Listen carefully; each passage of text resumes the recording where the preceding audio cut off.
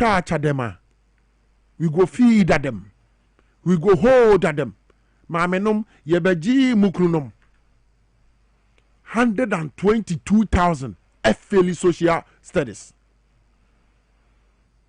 122,000. Ebane saying for all these years, ade yehunu bi ache. And today nesi ana fie we de wasi ya mofra ne kotro ye no. Oma Philip Potos aye beje bre. A very serious issue na aba sa no. Now, you cancel by over 6,000 students.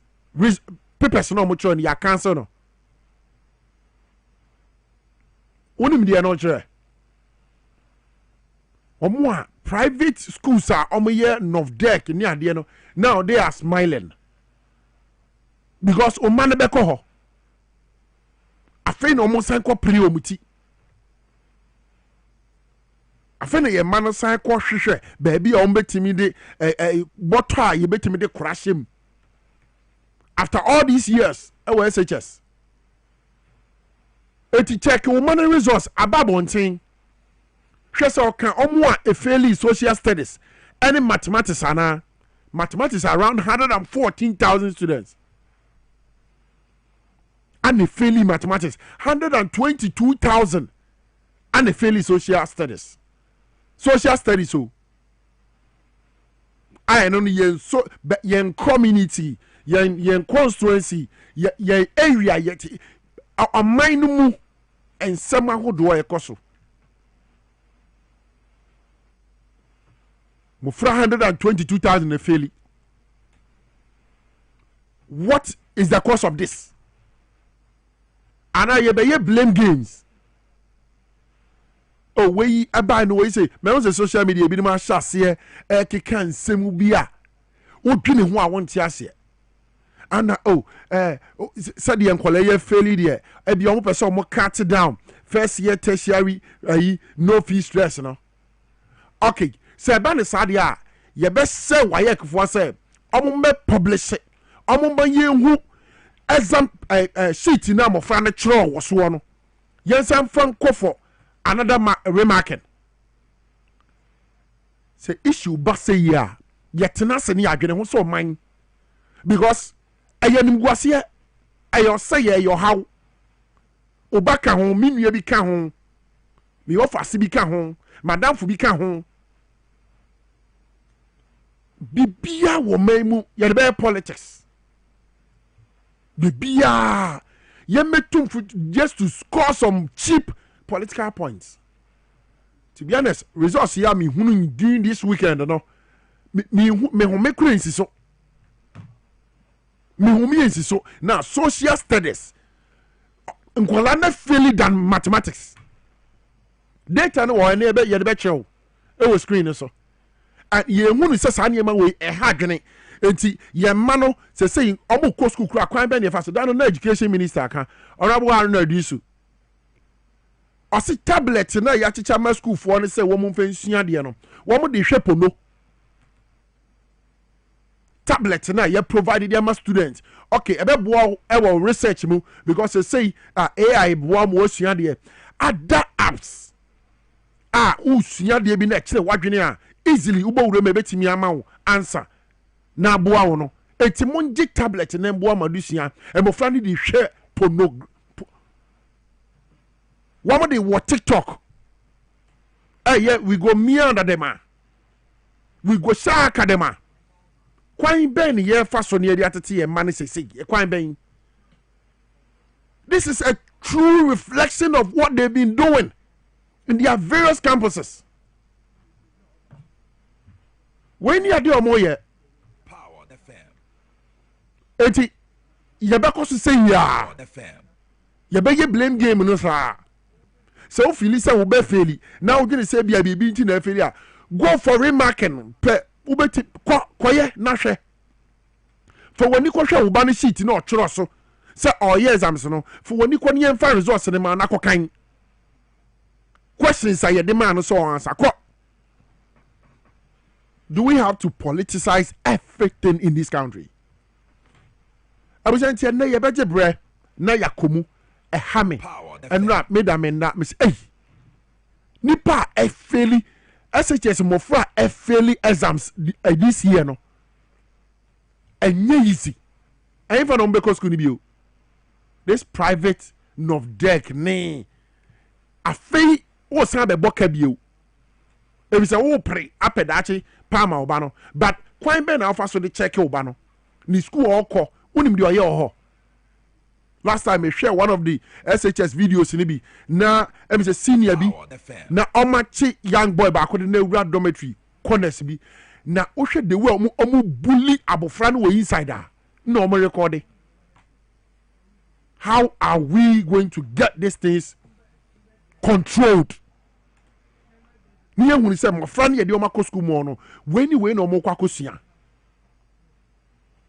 How? Sanye sad ya sa niema yi ebekọ so asisi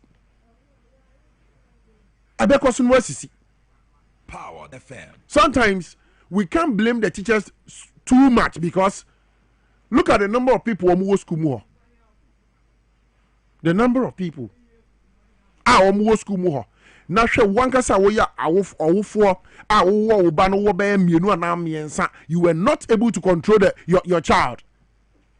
No wakodu woni pa bebre aho no nkoye sa control no abise amraso see ya demfoni kese ebetimi aba na ye de aba besomo wo Dwabo Ase dwumadi so live on Power 97.9 FM and Afe TV XYZ. We are also live on our social media platforms into ko Facebook at Power 979 FM troni nyina bom obo say dwumadi aye di na no pay e wo fidie mu nyina e twego live and calendar wo gebre na hwebi na afe fo agyenhyere to yenso ebeje brand ya kenkan dia ma TBS YZ nso Facebook nemo muko YouTube dia XYZ broadcasting na dwumadi watimi de ho aka ho midin de yenke Obrempong the grassroots president na no panso me ana magidwa na yabodwa data wo fidie mu na midi say dwumadi ho chiame e dia ma anopai ma menkanfo let's talk educational consult on fema ho abusia womo ewo mre mamofra womo gina abefu kwan so e kire motofo ade if it's 6 months, I copy me 6 years. Me patch off abane ko ho. All year round school vacation bi anim. Na wo mo kire mo fra na de ade pa yie pa if say wo mo ewo akyerɛkyerɛfo a wo mo wabotre no mo ti mo fra setena se. No mo nim kwan a e ba fa so. Akyerɛ abofra de ma na tena ni trim. Let's talk educational consult. Ana no pa we make am for the amount. Enti wo ya wofo e bia wadwuma kra keep you busy.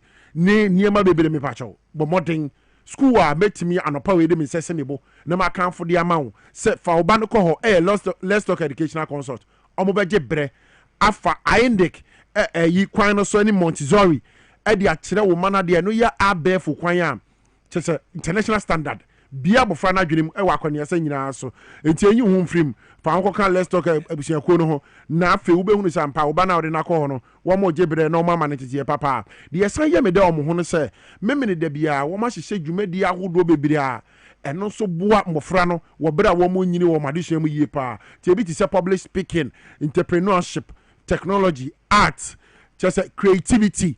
Sa niema nyina boa mofra no mo ye very intelligent and smart. Wobra wo mo nyini no ti let's talk educational consult abusia menyi hu mfrim na obeboa oba no edaache omo otation ngwa ye Mango Street ne so bo modi na fa number we na fa frɛ wom na eni omo ni nkomo na fa oba ne kɔ hɔ na obehunu sampa we no hu sɛ ode oba ne kɔ hɔ ebisa omo be kyere nade ama wanya sua hunu yie pa number betime nya omo so 0249 069821 0249 069821. Let's talk educational consult as building the future through children. Obebo abano. Ebisi abraso mami ma akra ko fida akwa ba watena se na afi ne mfoni kese ko wakrata na akodo ensem o mo di aba begum no ye mmobode na ye ntu ne sere ne abasa emfenkyire mumra.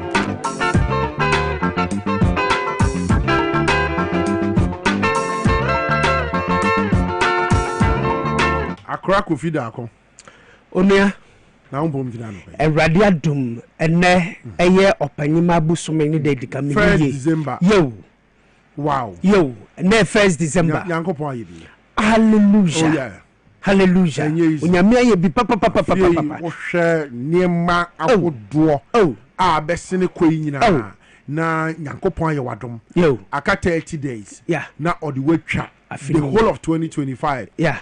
It's any say problem be a so no how what gonna be because obi or sika na wo no or on a dime na enre ya na kwashe phone en American me say debia yo we run fie ho a don nya ba bi ntu nurse so ene na nsen ya yo obekọ ne ye de ne nan hangi wie mo hospital so tube shane mfia be pie na so ansa odimi anu mo nsu keke ahode ni na hia yeah na obeto akoso aye ne ye wo ye sir se breakthrough no ebe ba only say December the me birth month oh sir yo me December born oh okay me December born oh okay enti no edu December say na mani eje a December ne ye wo Yesu no na say emode ane ne ye yo what's December no wo Yesu what's 25th December ane wo Yesu enti wo ne Yesu mo de oh me ne Yesu ye birth month ne enti ne Yesu ba oh okay oh okay me Yesu ba akra ko fi Yesu it is so Obrempong yes last year by this time then okay last year 1st December I said na eyi koso heat go so koso a Obeka say koso Obeka say last year bibiara ye be fi other regions be bia me no what TVXYZ ubisa me say me hwe abato na because say ba mwenya 40% I'll be surprised okay eti I am who was a gab no ekoye 38.2 on election polling crown so me na yo dey bia na me kasa asem woni me di nkomo bi say no grounds what you are saying the o tete no but ba omia onyabro your friend say 40% onya that is for 38.2 yisi for there no yisi for there no onya he okwa I know be 41 yeah wait and 41 frequency ana wait last year by this time yes near ninam before 1st December near planning kwanga me free wale abakra betu special voting okay nothing me planning akra I was also to special voting because the year nyina no say ko ba say abaru wantumi ato bia ne namfa so bia no entina we are planning good morning to you Mr. James Ejenibuati managing director for SIC PLC very well no they were planning kwanga akra be fi wale okay abakra na wale so Dan Smith so na ne ho no constituency so nye ne mabu akemama no police station results and be chair say even some of the police onya hwe wo ho so research a wokoye wadwumadi a wokodi no udi ni ye pa yes because a true reflection of the people's minds yeah and ya dia wo de ba won good akra na yo Martin enti any mame komo mame fa daily graphic mfefia say ene Joda Anope daily graphic asem kase odi about say remove SP EC chair 2 deputies 10 petition appeal to the president 10 petitioners appeal to president there is a nipa makuma kudu the former chief justice nipa in the petition president baako MC3 nipa basa okay but MC Daniel Foridi eno pa na yo ana me ka danin enti OSP SP special prosecutor kisi ajaben on jenadoko na mensa oni na be die chirifu ben no enti wo mu ye nipa banan enti omu nipa 9 and 4 no ana 10 petitions yes akoma mpani so onyi won edi eni ko nipa 10 in the case of Charlotte say yes you faceless petitioners nipa you won enimu won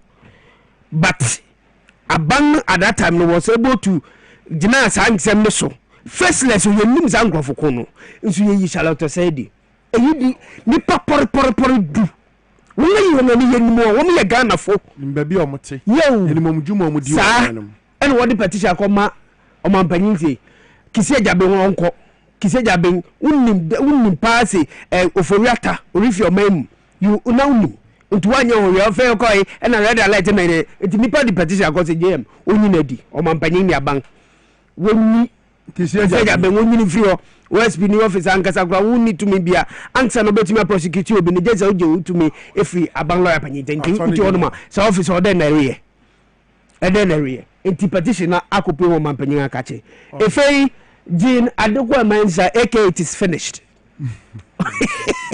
obu baba ni on the 9th December no ma woda Oh, okay. My order. Okay. And the last year, because a Ghana for I did a be mammy as me birthday gift. 9th December was say. Mubeka say JM I win elections, you know. And indeed, Wayan is up a pepe. And on that fateful day, Ogoka say it is finished, you know. Now me, you know, one of the coalition centers, Mr. Member near J. Rough.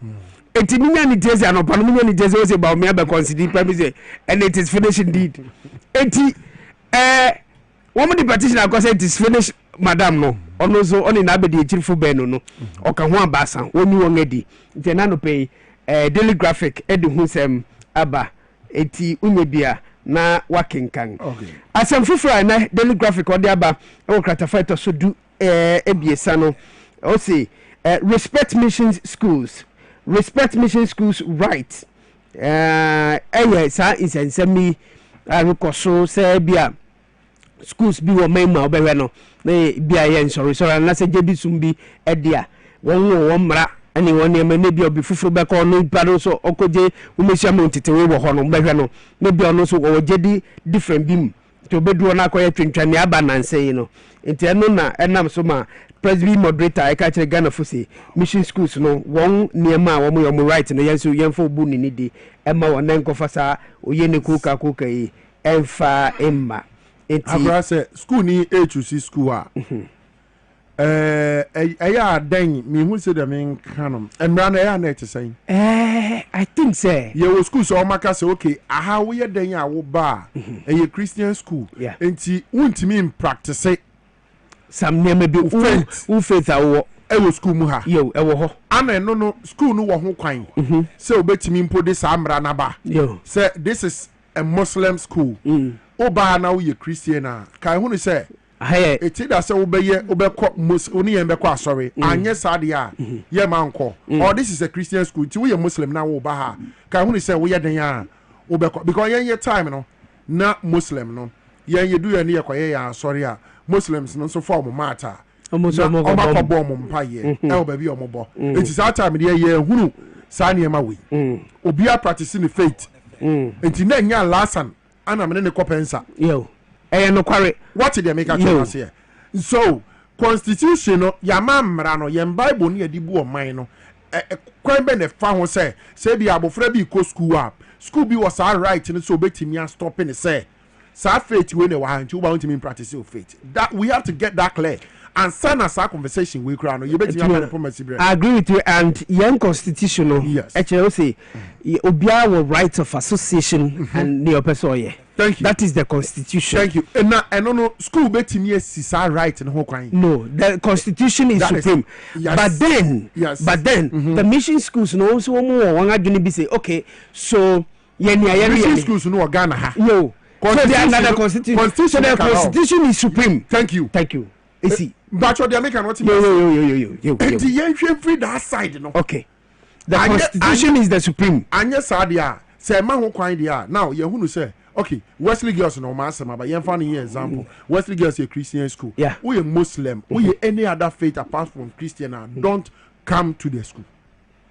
And also embrano man who kwan say ubetimi esi obi who kwan say mom school and no so ya so asem na one don't make me say e ba na akoda but I'll be very happy say this time around company for e betimi agina so de ensem bia to dwa e be de pefe say this is how e was say eko ade ne tie say de be ya sorry bi o kofi yen to aso mama just for daily graphic media also provide KNUST with financial clearance to recruit more staff as Antihene Edges government and no memenda and one KNUST for one graduate here one ko PhD we almost this time I take into me my culture one PhD say one more because a recognized institution it know that was them myself and I know me that esanksena mommy wo vice president wo enti esanti mawura otufo say to no ye chancellor wo KNUST and all this had this ready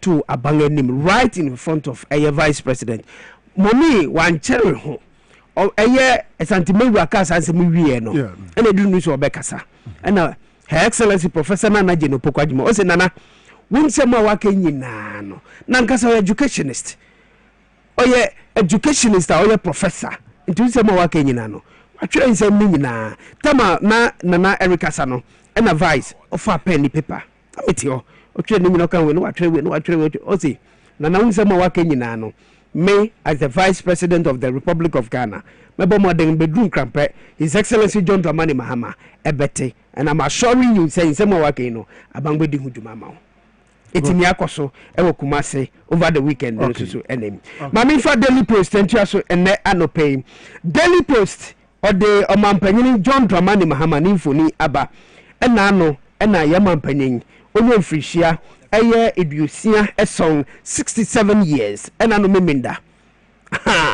ye fear santi imi yesambe premu wankran lovely enti JM o say na woda no ni obeye nen enye so obehye ni fi no wedi ni keke omampanyin bi ba 8 years me mante say o yes ani ma bi but John Muhammad otaye enti 67 years no nyan no kopuemu e wo Lekma Hospital yo Lekma Hospital so ndisi fo ya ne siye enti o se mufra wo mu ho o mu da ho no monyayim o se da bi kaka nyame di ache no kopuemu ko ye wo ngadoye nurse ni baako o se akura me de nka mentu aba ma ndisi dawo ba John Dramani Mahama ne waye wasenga ye bi minti oye adwuma wo Lekma Hospital o se papa no sana adwene you are say your food your partner ene piano nti no enya me nwanwa mo eti jem ekopemo timfoni no ewo Daily Post enim ha kama efe oni ne hukani Lordina Mahama omuji abofra baako kama efe yepa onye bia na wakenkan asem fufre na no pe Daily Post ode abano o say Gold Board's commitment to transparency setting the record straight on small scale gold purchasing and the fight against illegal mining.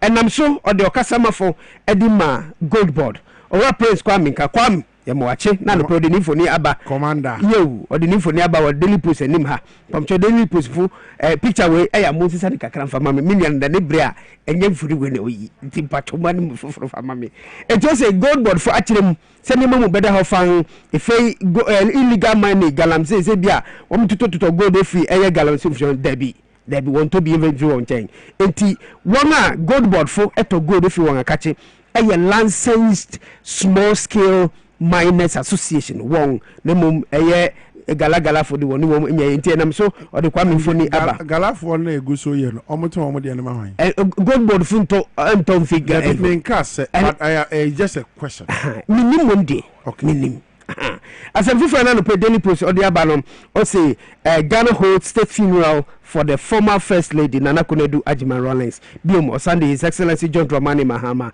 enemy hukani Lordina Mahama the one for ni aba e Daily Post ni ma tinye bia obetumi akenkan mamiko Ghanaian Times GT mu enanopen Ghanaian Times asem kese or the about say Asante Hini resumes Boko conflict mediation as at Menchia Palace today for lasting peace na bokun sensem no na menya ntiese ana anampo ase memenda no na hefo a wo mo bokun ne ade nyina won abepem o Menchia ntene de wo befi sa ntuatua no ase wo Menchia hefi ne no tumfo se tutu so bien ono kro ya nana na no peye mo ache mo ubu adwuma yie papa koso sa yanso egusu ya yehwe wanamo se be na asundwe beba bokun no ene de nsuso asetena no wobeto ya so sa na ne makoso ye enti ewo Ghanaian Times mo kratafa etoso du ebien asem fufra na no pe Ghanaian Times e dia ba na no so ewo page 11 o say remain faithful to the Lord Reverend William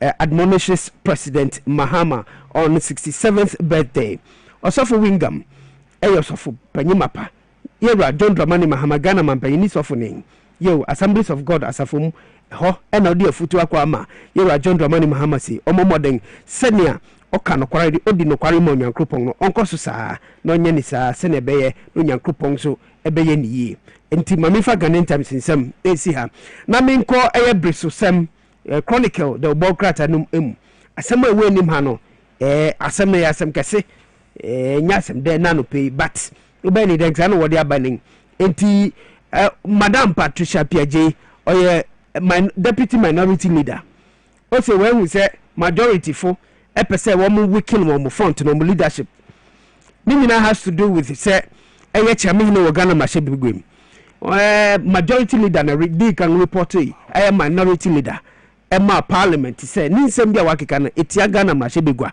enti privileges fo ndwa no ntu anamo nanam so e ma cha mehini nankasa I refer the minority leader, the mini micro minority leader, Apenyo Marking to the privileges committee. And then I'm sure minority for us a press conference. One deputy, Madame Patricia Piaget, Ose, one who said a diabolical. Neaka hone de mentiminka a radio so me mentiminka as a radio so. And he said, oh, one we say, what person what we came on me front no our parliament into a chronic mu. I said, America Caribbean can go to court asemo. Oh yes. In fact, Ganangasa Piaget Nankasa Beka, Ganangasa Beka say, oh, go to court. Because no be court. I said, Gawaga's go to court. Adiana is ya, Yedi Wiki woman. Yes, Afenyo Marken as leader of the minority, ECOWAS Parliament, and right that one say leader of the minority majority, Munina Munkobi, mo deputies neko. Afenyo Kwasa, no ye majority leader no ko, obey minority leader ko. Now the majority leader in Parliament, Honorable Hassan Ayariga, Wababontin say. ECOWAS mbrane ne nhyehyɛ no ma ho kwan sɛ afenyo marking obɛka delegation no ho na omudi akɔ ɛno kra no ECOWAS aka sɛ ɛwɔ sɛ abrebia no ma inform 30% of the delegation a ɛbɛba ECOWAS enti sɛ de wo afenyo marking ma ho kwan no parliament ye ma nko bio sɛ sɛ ya yɛn sakyerɛyɛ na wo a wo yɛ deputy Patricia Piaget MP for no constituency name. No Africa. Kumasi obe. Yeah, o Kumasi. Wo besi na kwada so. Yeah. Besi na ko na kodi se adwumadi yi. Wa na oba abonten se wo nkọ na majority ashe da omo pese omo fa confusion ento wo ni leader antem. Embra no a ECOWAS she. Me see energy na me anyam nwanwa se me she law ase na maye no emra ye me de emra kasen upemra no me pemra famra no ye adwuma nso hwe enye manso eyemra upemra no mate tie se ye yimra free mo a eno kan bi na Ghana ye bre no the rule of law no apply to I say yenya ye wase an kwa na kan yen what top of the big people onam no nya problem just a call away or you free or beko but Kofi Sankeye mamra ye juma no matter your status, no matter your position in government. And I say baby ade enke Obrempong me na mo ameya ye be cheme no. Se won so wo ye ne ya chewa. Aga Kofi unim de o man be ye. Ghanaians are very law abiding. Yeah. Ghana for omudi mra so papa enti omutu kwan fi abrochira wa ho. Se wo be hu se Ghana ni aye bone pa. Kofi edin. Se ade ye ka je se mo onye ana mo nko. But now ono ti ase ha wa hunu se pani no edi sa bone na wono mposuro se obedi no ekwan aba bedem yo me ba cho de meka na wo ti ase enti e wo say ye shase and his excellency your president reset na wo de buy no minim se we bi ka ho emra ne nya dwuma eche wa ache yo enti almost so wuntumi me metia minim se course akọ delegation yakọ o your excellency we die ye pacho nka fachen your document ni bia eda president table see ya even other heads of state in the free pa ho chew man be ejuma because as seven no beto dwa okay but me person no power me fa dwumadie so ani akwanye ya me we and catch his excellency the president say he has nobody to impress good tie no matter nipa ofre ahemfo asofo heads of state corrupt officials are sabre o moto daddy e wo man Ghana mu ano president kill that sympathy syndrome e wo tiri ma mo that is the only way sa reset ni e beti ase and that is the only way the ordinary Ghanaian no wo form one a sabi eto da bi na obekwa yare sabia kura na 100 Ghana nti otimi hwere ne nkwa no ne ya hwe na Abdul Wahab Hanan at the $1.6 million akoto fie wo chain homes wa fa National Food and Buffer Stock Company fusika allegedly yo wo de akoto no bi wabontin o man ni nyire sika o no bi wabontin ohia Ghana 100 Ghana cedi no de aton ekutio Abdul Wahab say yenya no nem Kofi yo the American what me as yo His Excellency the President ka sembi na abiri no me dwene ho yeso ani in wie no obeka say Ghana a crime scene owie no ana obeka say ono a wahunu say this is the very last time one Ghana for ebe we ahwe say ye beti ase say ye democracy ana say ye pe bibi foforo efri say wo mra ne yeso ani in tie me. Today I'm being very deep a bit, but what do you tell me? I'm not near so His Excellency the President in heads of state be by Nipa Bakwa the cheers. What Jane so far Ibrahim Traore. Burkina leader. Sabi what the soldier at your mind now would so. Now what is he doing there? Obeko na president. One nkrofo no omo wo form omo ye kwan no omo ye factory tomato factory no omo gina ho bibi biara nkrofo no ye no omo kan ho nti na nkrofo kuta ne flyers omo nam no omo de sapone samena atwi ho mo na say is a leader for the people. Are you getting my point? You have to belong to the people. They gave you the power. Sure eti enema bi a ewo ho no kofi esemra ne ye juma aban we so obebie so a ho ebe ye juma say ndisi aban so obebie so a na wo so bue so.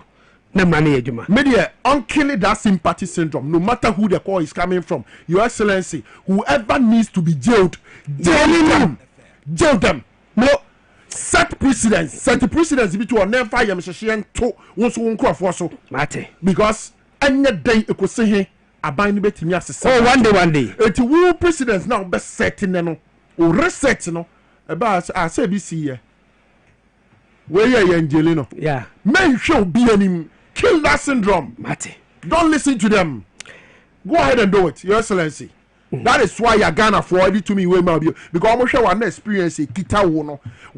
Then I win you be of politics from assemblyman, MP, deputy minister, vice president, and former president, and the president again. So think about it, Your Excellency. Thank you. Mami fa ba ko ben for we enti sansem no e wo chronicle mo minority for aka ho asem e wo hanom. Na Obrempong nim say apart from pandai na enunam so wo pre minority pre no. Bibi su sanam konso riba. Sir, I know you be call me friend you. Pandai no ma se campaign as you. Pandai na chenwo. Pandai po dia ye go na me se ndi aba. Ba ko so ho. Tobo. Mamika. Yo mate. I'm pen phone di. Tobo. Another NDC for a campaign as you pandai o. Oh, na se Madi Jibril me Ibrahim Chief Tanko. Wow, computer one minute fem ho. Na national organizer nam ho. Kobi ya bre ni so dey cause what na. Fimpo Boate Professor Fimpo Boate no say he calls for national censuses to tackle galamsey crisis. So him say galamsey sense me no ye modern say ye betumi a national census bi wom na no etimi mu na tackle ye hu kwan a ye betumi afa so nipa wa mu no ne hu o na etimi tackle na entu asen fefrenti Obrempong e be na edi ekuma etima me fancy a Joda Anope very well akra kofi da ko na wote ne nkan for ni kase nsema hodo enne etwegu okro wakra time no wobomoden abetena ase no de sede sede fata pepepe ebe somo wo Dwabo Ase dwumadi so live on Power 97.9 FM na Fe TV XYZ uko Facebook Power 979 FM ye twegu TV XYZ so Facebook nemo mo bomoden ko YouTube there XYZ broadcasting na Fe watimi de ho aka eye Dwabo Ase dwumadi ya ekoso ye ho na wo de waje nkyira to yenso ye beje bre na Fe ya kenkan e de ama anopa we Kulungana Limited se menka me ma me enemy aba ade ba ko ye ha mopa ayemu mfichi kro enti wo painful cramps during menstruation me pa chaw araba bazen pills Kulungana Limited no en eba be ye wo moa ene niema me ba be boboso nyina se bi wo ho wo ye oba ubu nsa na hunu wo ma me pa chaw modern tumika na ko araba Kulungana Limited ho araba bazen pills I wo modi aba no na ko pebinom take that offensive measures afi wo de ne heavy bleeding and I say sexual frigidity why barry wo sabi woni wukunu kura nhia yimu watinka nyina ateko me pa cha hyase na nonom eye araba bazen pills Kulungana Limited dia ba ne bi e de watinka ebebre obio afi sexual weakness in women infertility in women afi eye absence of menstrual flow poor blood circulation and afi menstrual related problems nyina no araba bazen pills na ebebo wachidom se oba na asiesie waye oba asima na bibi biara etimi atoto ye di ama na wonya ohene bi a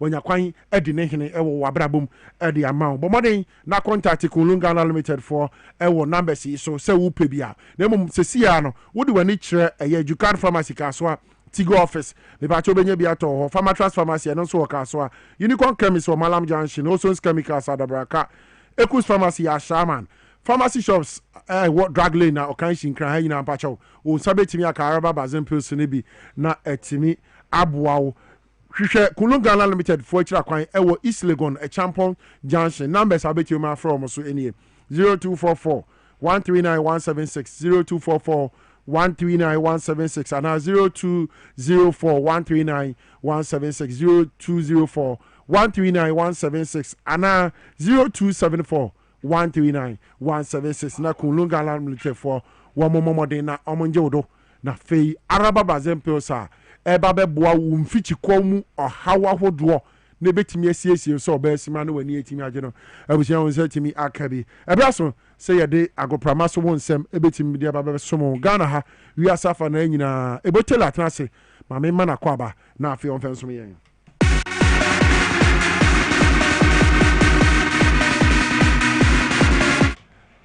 Bible Enki now what you say ya me adoma ho den wo nso you go so ade achi yin there yes training session bi na homachi mi ko boy ya ma uko training kakra me so cross o say ye nemu ye den ho den ba enura omo ma bo me na echi ha omo bo na echi on say Friday na ye boy ma we gala no wa yes Friday tournament big tournament ye friendly match ye friend obi anka friendly ye friendly ni abre Magdan Park e wala ha ye la e hwa na ye e hwa na di no 10 am na onim captain no yeah, captain captain fantastic begin say obebo bi the no na medimo Mike sorry kwai oh yeah we patch do no captain e bia e kwa da ho fa go from so won sem so ye all right time to pay atina so do na sem e koso agude mu nyina no e don say sem ye de ebrem na yakom ni bo Copa Libertadores finals boss over the weekend.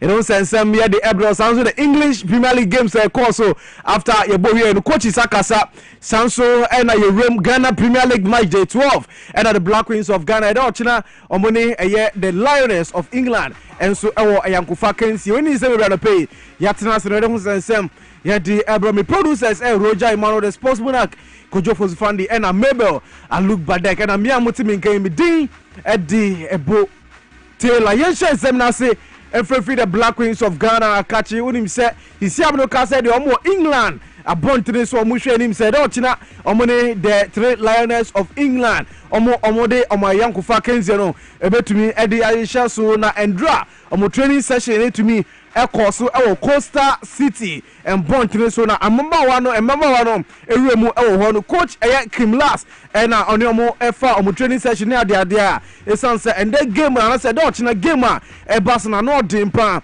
and then so no mo dia tudwa say and then so no metumi ayomo final training session ahead of Ochina game Ebaso was St. Mary Stadium Southampton and Bonton the game no so Ebaso 7 p.m.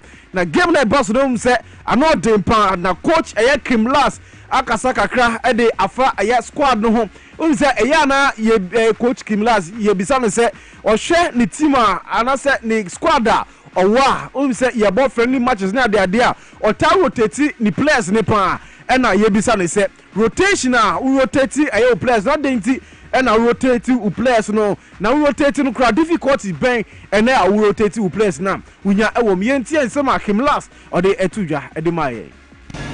I mean, it's always a balance. In the end of the day, you need to play the best 11 players that can win the next game for you. At least if we're talking about like important games, like in the WAFCON, for example. In friendly game, you can rotate a little bit, but otherwise you need to play the best 11s. And if they are young or a little bit older, it doesn't matter for me. If you're good enough, you are good enough. Way sama Kim Last, head coach at the Black Queens of Ghana. Or the two Jahanami Cambiums or China game na Airbus 7 p.m. or Southampton St. Mary Stadium. And a game no Airbus no so no don sensem. Yeah the Emma Yanko the Ghana Premier League match day 12 results no na hwe so no etumi ekoso edia na across the folk that Friday omuni Vision FC boy across the folk echi omo ebom e kaba ko omo ntumi Anthony Sanso and Aswedu All Blacks and so any young apostles ebo goalless draw Holy Stars and so etina fie echi Nation FC ebo meka ba kwa omantumi anti Pando Heart of Lions ene Carolina United ebo goalless draw bi any goal stars enso etina fie echi Eduana FC ebo meka ba kwa omantumi anti Bibrekum Chelsea enso ene Samatex ebo goalless draw Ho United enso etina fie echi Bechem United ebo meka ba kwa omantumi anti Bisanso ena Kumasi Asante Kotoko enso ene Diamond Sporting Club enso etumi ebo 2-2 draw enso yeba Ghana Premier League match day 12 yebo we no table no say ena City Eduana FC ena ready kanya omo 23 points enso ena Diamond Sporting Club enso at the second position omo 23 points enso Bando Heart of Lions enso after match day 12 no omo 23 points omo that third position Bibiani Gold Stars enso ediswa omo 22 points sanso ena Kumasi Asante Kotoko enso 21 pointer omo da fifth position ena sixth position no Accra Sofoka omo so no omo 20 1 point ya ba ase no so dia last bottom 3 no eno no 16 position no Dreams FC omo 11 points Bechem United enso 10 points sanso ena Techiman 11 Wonders enso 3 pointer omo da 18 position enso na we say Accra Sofoka omo winning omo game against Vision FC after so omo show mo ka ba kwa omo to be anti no more game no here no head coach Didi Dramani or the same kakra editudwa efa team no performance omo boy Vision FC game omo nya yo no yentie Didi Dramani ni se oditudwa.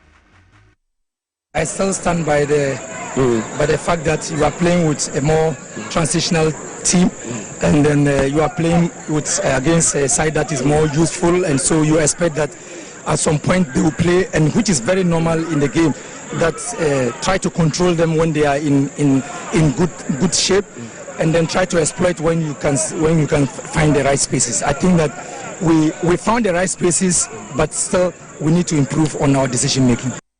You know where somebody did drama or did 2 after say across the folk Vision FC ebo meka ba kwa omo to me anti Okasawia no Vision FC head coach Nana Kweku Ajiman ono so the same kakra editudwa efa omulusu ni ntie Nana Kweku Ajiman. We got out of the dressing room, or even the whole week I've been telling them we conceded 2 goals from set piece. The ball went to the far post and then the opposition brought it back and then we conceded.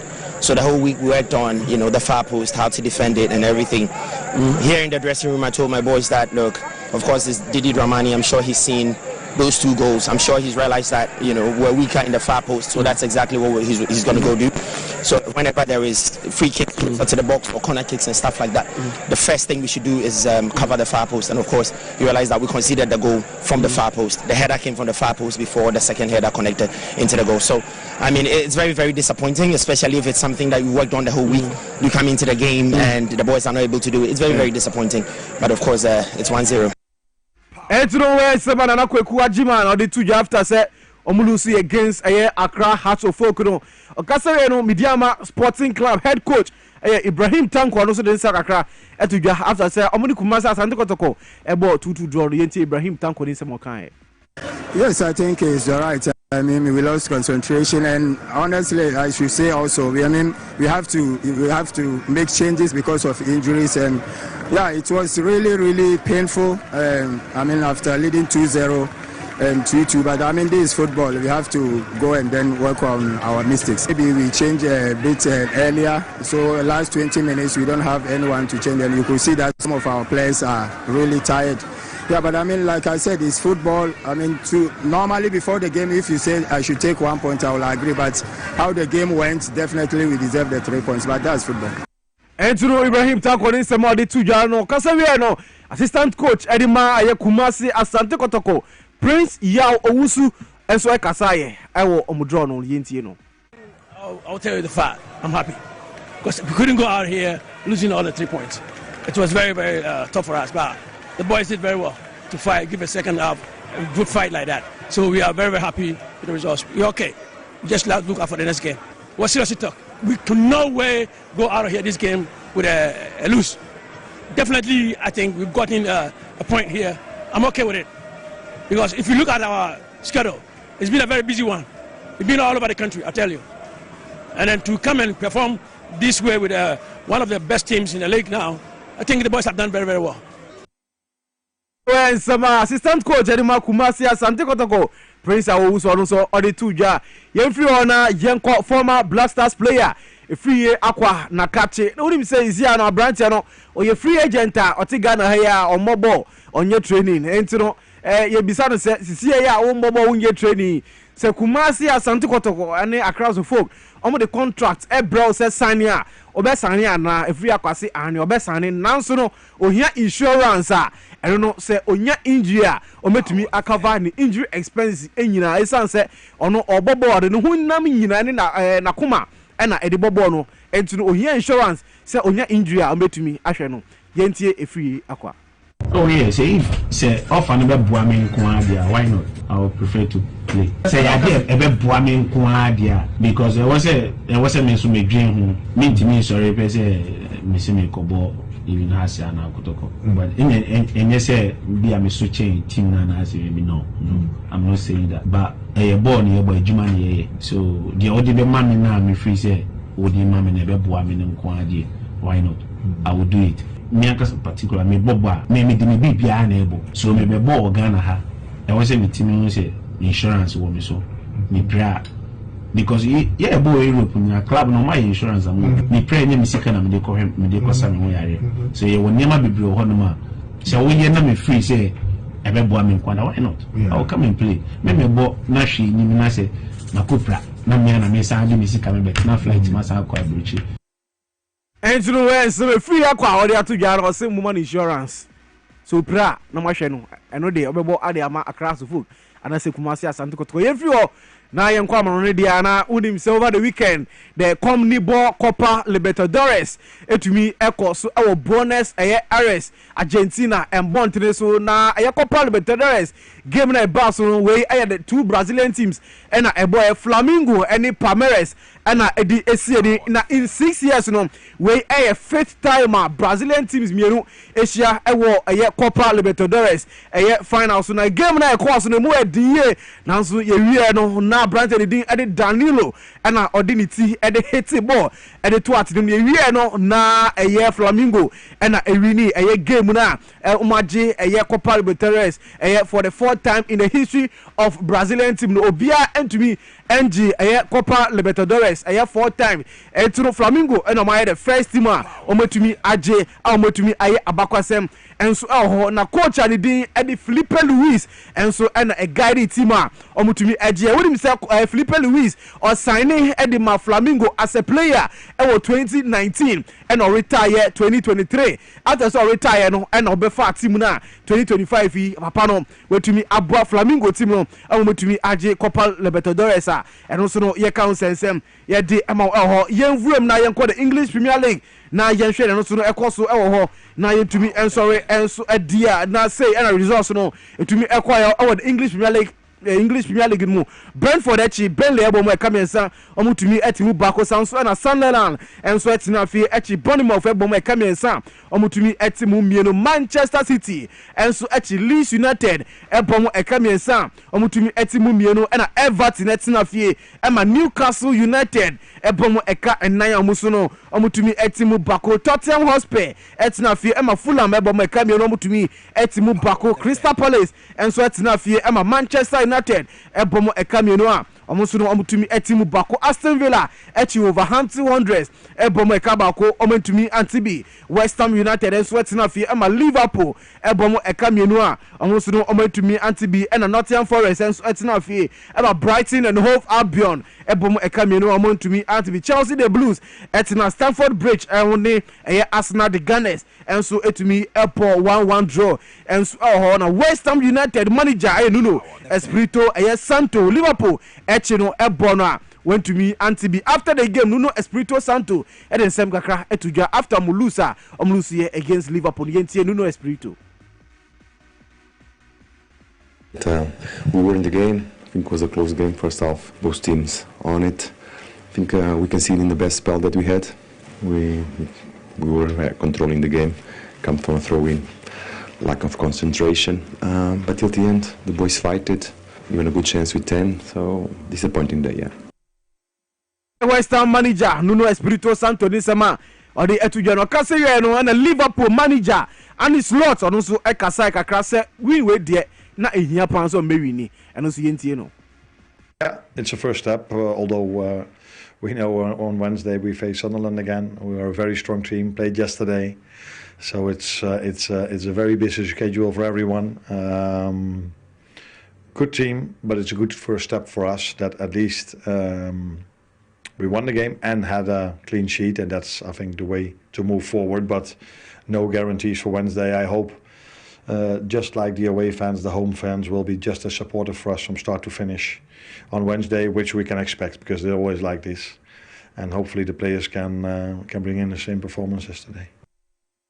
Slots manager de Liverpool kan and etia no kasa wie no Aston Villa and so a manager Unai Emery and so e kasa kakra after some Wolverhampton Wanderers boy no also the name etuja yente Unai Emery played here much like that.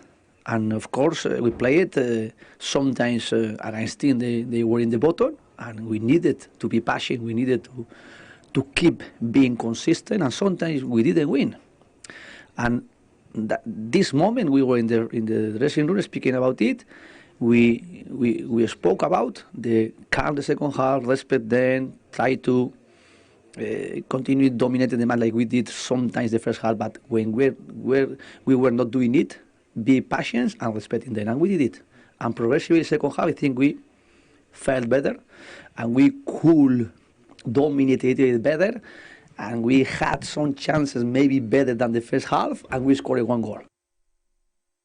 Unai Emery no so ni sama odi tuja after say omuni Wolverhampton Wanderers boy the Emery no so Emery na so yeko but yeko I mean kai say that Friday 5th December Macdan La Town Park Bermuda Games 2025 edition no eba entino Emery no so 10 a.m. obia yenyina ye dani yeni na yako Macdan La Town Park na the big tournament na nkasa no ye de ahihia so ex natural mineral water Piwak Medimosis na XYZ broadcasting na ye de tournament no ekọ ahihia so enye friendly game enya yankofa kensi obi ani abre na ye kobo etino za game no de obi a danweni na bra Macdan La Town Park na infa games no enfa anhihia so ye mra so entino yedisia na ye Dwabo Ase atwa so edi amami producer no pay we Roger Emmanuel the sports monarch Kojo Fosufandi and Mabel Aluk Badek and Mia Mitasi amuti me din edi ebo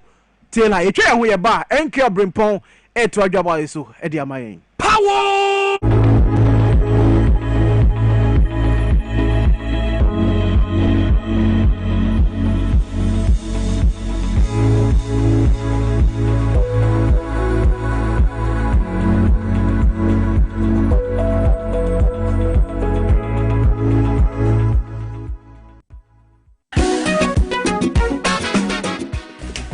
If I shop, I'm sure you will buy. Brad, and not so good. Not only can you see about Queen Wayne say, Brad, said your time about Mr. Esia Jimmy fearful, and not about ever so. Really, don't this offending now. Brad, some make us a midi time about Mr. Huadancia, we are singing now about Timinka, 87 malaria, well drawn time about Mr. And you go, dear, no more to want to meet any deal. Well drawn a time about Mr. A great and your mark or bar waffle through. The one mark for down for any aquada when you feel to me, and some of the time about Mr. Draven. She's a walk hospital and answer lab. I'm what who said, oh, a 3-day malaria be answer. I also time me a TIME. Time about Mr. I feel malaria fever be an ziva a woman. Ever slap. Ubenya be at all, over the counter medicine sellers. Any herbal shop to do an FDA aji a dreading crotway at all. Bravo a year ejumada. What a yam ediane. Ebwa eyi insa free ni peduani. Na ebwa woni peduama etna ho yi. Nanso, woni say niema a yedi na yenom. Timi ma brebo ye ejumaden sen pote. Me hu da. Me brebo ye ejuma pa. Ebia se me ntumi ye bibi bo me brebo. Ani and nothing about the left here from the Moses Clinic, we have our center about herbal food supplements. We see the pan the barberbo, ama a year jumaye. Now, a year juma. Fatopa yenu, and no pan yen you may.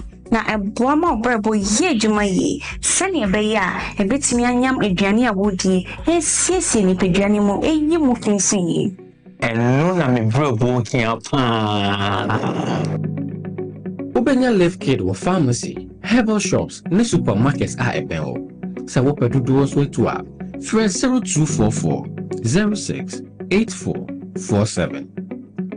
Live Kid, bua wo brebo, bua wo nipedia. Edro yi enye ma apemfo, ema ema omomanofo, ne mmofo a wonya mfie dumien. FDA agi dwedie krato yi atum.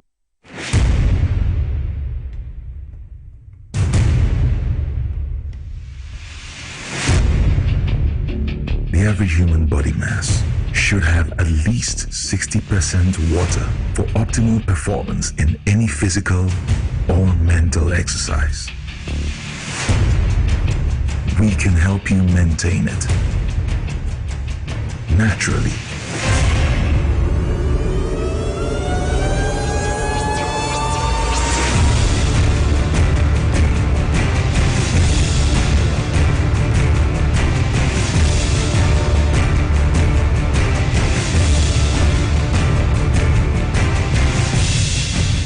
Natural mineral water. Simply natural. For bulk purchase, call 0596 273 546 or 0596 273 547. This advert is FDA approved. Na ede na ya obayi a oda former son ya funum emunumuni. Oh, Mr. Entry, also yare ya titi be benfie pi nanso ne yam nyono da. Se me chew no ahodo amato a me hunu hwe a ebe ya nwanwa. Menyi ni se what ulcer tamfo hexa capsules any hexa mixture yanum bom kotia ulcer no bia ma no anom. Anka ne ho ato no dadaada. Ulcer dro de eno ani hexa capsules any hexa mixture. Ankom ni nchiremu. Ulcer ye kura eto ye funu ene ensunu mu. Etuma wo ye funu ekeka wa. Wodire ho a enyi. Ulcer etumi ema wo ye cheko ebre a wedidi awie. So how eye ulcer de a compare hexa capsules any hexa mixture nanum bom na ho ebeto. Pedudu etu a ko okanshi drug lane Kumasi Dani Herbal Takradi AA Mensa Anafre 02038228855 Apefo abatanya woma won mofra no fo ene mofra woni mfie dumienu enka ho Haxa capsules ene ne mixture Ulcer tamfo edi age edwadie nkrato yi atom Adofunu ye tete obibia ene obibia kwaba sonkokra Abusia yare ben na ehawo yare ben na ya kwankura wo de chinchina wunya anuye and get to brain na me come for Lion 8 Clinic Ghana and Famau ahankwa na abepima ye de bibidro esaw yare ama wunya sunsun subani bia abusia se yare fo ebepiem e Lion 8 Clinic Ghana Dr. Biodo amubrase ni ahofama sonkokra na hwe yare fo no ema ne boto no abusia se uba bepiem wa haseya yes Nami ya ready to say syphilis, gonorrhea, candidiasis, Jalipa do not see a friend of white. Ya public everyone ever has said. Abusia, we are Bema, who was in any more, wouldn't me why do my any more careful now. Lion 8 Clinic Zebra, not every draw and now now so said Bema pa. So your bar, and that's how I reform, about who maybe. Much now bread, Rabbi Piemo, our Lion 8 Clinic Ghana, now the table of frosting, I will fear. I don't follow motion, Mosun for Kofiti. A better crane, me yare, Anna Medaho. Madame Fubiban and Chen may introduce you Lion 8 Clinic Ghana, man. Then the 2 on a morning, the choir and the motion, a moment do, and let me want to me to wow, Shania, the leaders was. The Council Line Clinic Ghana Mouse, and Sutrana Mobra, Nabina Wayarsa. Salam alaikum. Nazo dan ga asibiti ne. Amma ciwon da nazo da shi na ga an treat na samu sauki. Yasa duk wanda zai zo musulmi duka yayi kokari ya zo nan wannan asibitin ga da zai samu sauki da saukin kuma kudi ba wani charge. Insha Allah da samu sauki. Hello everyone, my name is Dr. Maxwell Aziz Mensah. I'm the founder and senior doctor of Lion 8 Clinic Ghana. Our mission is to provide you with exceptional herbal medicine treatment and holistic healthcare to all our patients. With our team of dedicated staff and innovative treatment, we are here to support you to becoming a healthier you. Thank you for trusting Lion 8 Clinic Ghana. Lineage Clinic Ghana, your number one healthcare expert.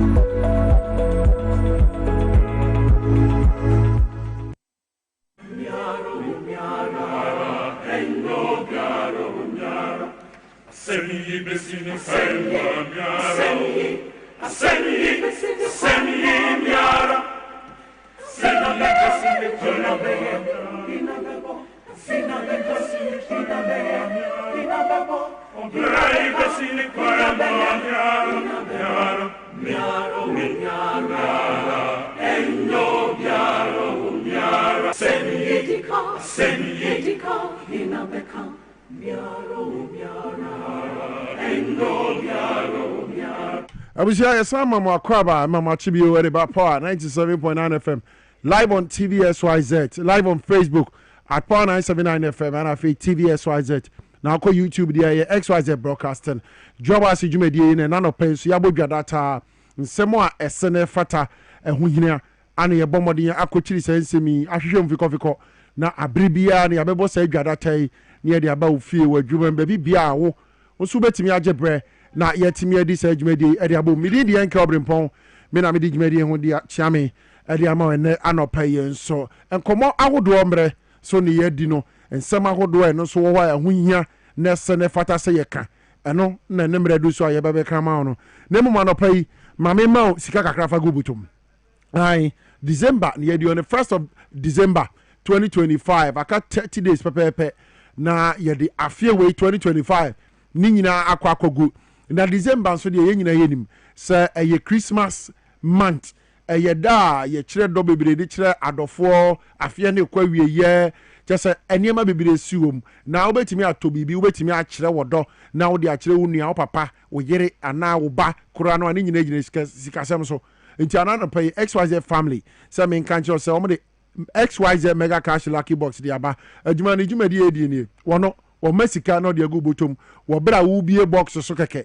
na afei wani atimi agesa nti aropa fa phone no na dial *426*5# *426*5# bacho unya boy no pe follow prompt no box bia wo bebie so no ukuta 5 Ghana cedi obetimi atobi ukuta 10 Ghana cedi obetimi atobi boxes ne ye 5 the ope bia chusu uchusu a sika wom sika ni mu akoso na bo if you say wo boss a game within a week 5 times or more, automatically you stand a chance. So bet me we need 10,000 Ghana cedis.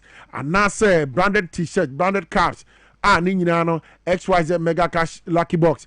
And it is such media come in eba wako edi ababe somo nti bo modern TVSYZ Power FM Radio SYZ abrini don bia na fa ho ka XYZ mega cash lucky box yi ho na obedi ska de agu botom Christmas yi wo bra ye nyina hie ska de atomo akokɔ oyo niema ebetiema Christmas yi etimi aye de pa na adwo de biara aya bomode na hwe ya friend say TVSYZ 2 p.m. wo bra wo ye exports na eho ana wo mo behwehwem na fei lucky anase ultimate winner bi wo ho a o ma bomode de sa mega price na to dwa wo bra exports ekoso 2 p.m. wo TVSYZ so bomode fa ho ka ho na dial *426*5# *426*5# and then yashabo so mena say peskagu botomu ne na Christmas na eba no enye de hye so say and a year XYZ mega cash lucky box no NL Caritas platform na dia tumi say mra mema skangu botom na mu uyo bi a wundi mfie du wotwe abepa cha wonka ho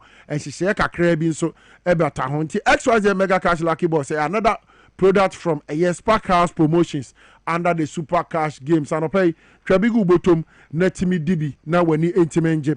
I say no pay health alert a year clinic for some event to and so more year free end of year free health screening. End of year free health screening. So on the 5th of December, if you the year the enemy ya me pacho bomodin na ko health alert and krabata bia wunim na free health screening na ekoso no wo muntimi mbo a unti se wo de menstrual disorder. And now what do you need? Erectile dysfunction, diabetes, high blood pressure, ulcer, cholesterol, asthma, sexually transmitted diseases, urinary tract infections, after infertility in both men and women. Nyame yard on the 5th of December. Health alert for one more year free screening now. Kwa saya wa hu renyina. One more hwehwem. One more nyehunu bia na omo de draw the account. One more si one more no so ne bo wo fom na papa pa mu. Into ba kuteska kakra 300 cedis, 400 cedis fashion ho. Yare wa hu do bia ye krankra betoro so. One more hwehwe mu na hu a. Ukuta 300 cedis kra no a. One more benye nu papa. Edi ama wa okọ no man pa be hu se wapomuden SCP na SCTA. Eti bomode na fo ni kire a health alert clinic on the 5th of December. We do a OPD free. Obi any wajo 1 Ghana city. Bibia a free. No more mom show mu. Emu say yari asumesi na obentin the hawa. Womu wo aduro so wo a. Womo de mama wo bra ukute sika kuma bi a eno ubenya dupa nom na ho atimi eri ato. On be sha 5th December anopa 7 am. Kopim say 5 pm bebo. Premises are health alert wonyina across the country. One more yes ejumedi e wo ho. Bomode na friend number si yombejo so na fe watimi ni omo akasa na wako na free health screening wo de ho akoka 0242 518 893 0242 518 893 and 0242 518 865 0242 518 865 na health alert clinic for one more angel so na bibi biara ntimi enye kama busa ye toa enkomo ahodo no so ewo eye Dwabo Ase dwumadi so dia na wotwe ye twam ya ana His Excellency the President of the Republic John Dramani Mahama eko kukuom na eye vegetable development project a sabre woma pa hontoma na eba beboa wo man Ghana wo ye economy ye nuane semu na feed Ghana ya ye de abayi obi akora timide ne ho agimu na boa ebi se wo manya ye wo asase a eye very fertile asase a ye dua bibia wo so ebetimi aye yie at least ne ye bedie na ye san kra tomatoes ye san kra jene ye san kra eniema ye di like vegetables bia ye di na ye kra o man Ghana mu a eti Excellency the President akwa yes alanch yi wo kukurum da no ana wodi project yi ehon nsem ade tu dwa kwan a eba beboa na transforming yenkuayo na afi etimi aboa na yenuane a yebedi enso etimi asipi na sita wo bra yemfa yeni nto oman bia anase nipa kuo bia so se wo mo ba mama yenuane di ansa na yeho atoye yenhwe His Excellency wo bra wo call kukuom na dwumadi ekoso na no di sem odi tu dwa yenhwe mra ne nto aso.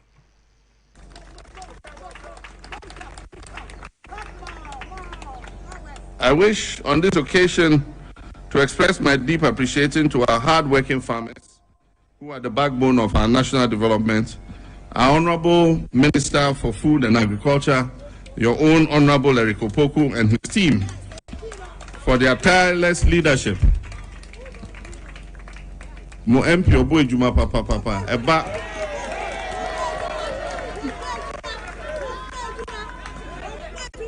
Eba ekwe ejuma ene ejuma edi ashe nensa.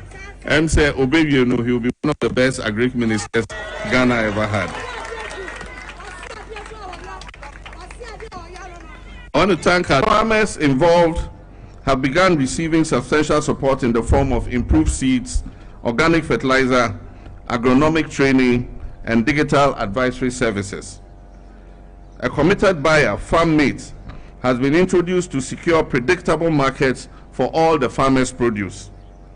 Additionally, a modern pack house will be constructed to handle the grading, the sorting, packaging, and cold chain management of all the vegetables that are produced. The entire project has been carefully designed to be completed within 12 months. This vegetable development project will be replicated in many other parts of the country, especially in the north where water availability is a major challenge at many times of the year. Ladies and gentlemen, the Vegetable Development Project is not a standalone intervention. It is integrated into our broader Feed Ghana 2025 to 2028 agricultural transformation agenda, which seeks to restore Ghana's food security and agro-industrial dynamism. Under this project, government is scaling up the production of strategic commodities such as rice, maize, soya bean, vegetables, cassava, poultry, and cashew.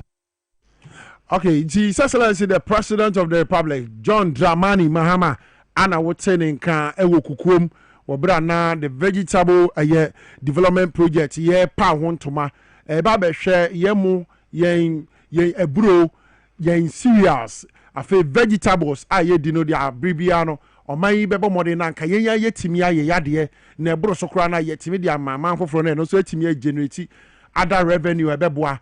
No my Ghana etimi afa ne ntema pabidi efra na sa eni die ne ahoto e wose tena o manum na timamuni bi enya gidie woni mu se so tena ne kuro mu kura na ni beje na etimi SCP na asita His Excellency John Dramani Mahama na no di sema wodi tudwe eno no na wo wie no wo san to aso se so hwe a modern bar the Food and Agric Minister Honorable Dr. Ikopoku Ebono a enye ne nwanwa se Honorable Dr. Ikopoku ebetimi aye one of the best agric ministers Ghana has ever had.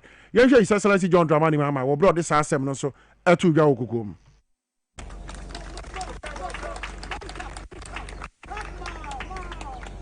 I wish on this occasion to express my deep appreciation to our hard-working farmers who are the backbone of our national development. Our Honorable Minister for Food and Agriculture, your own Honorable Eric Opoku and his team, for their tireless leadership. Mo MP Obo Ejuma papa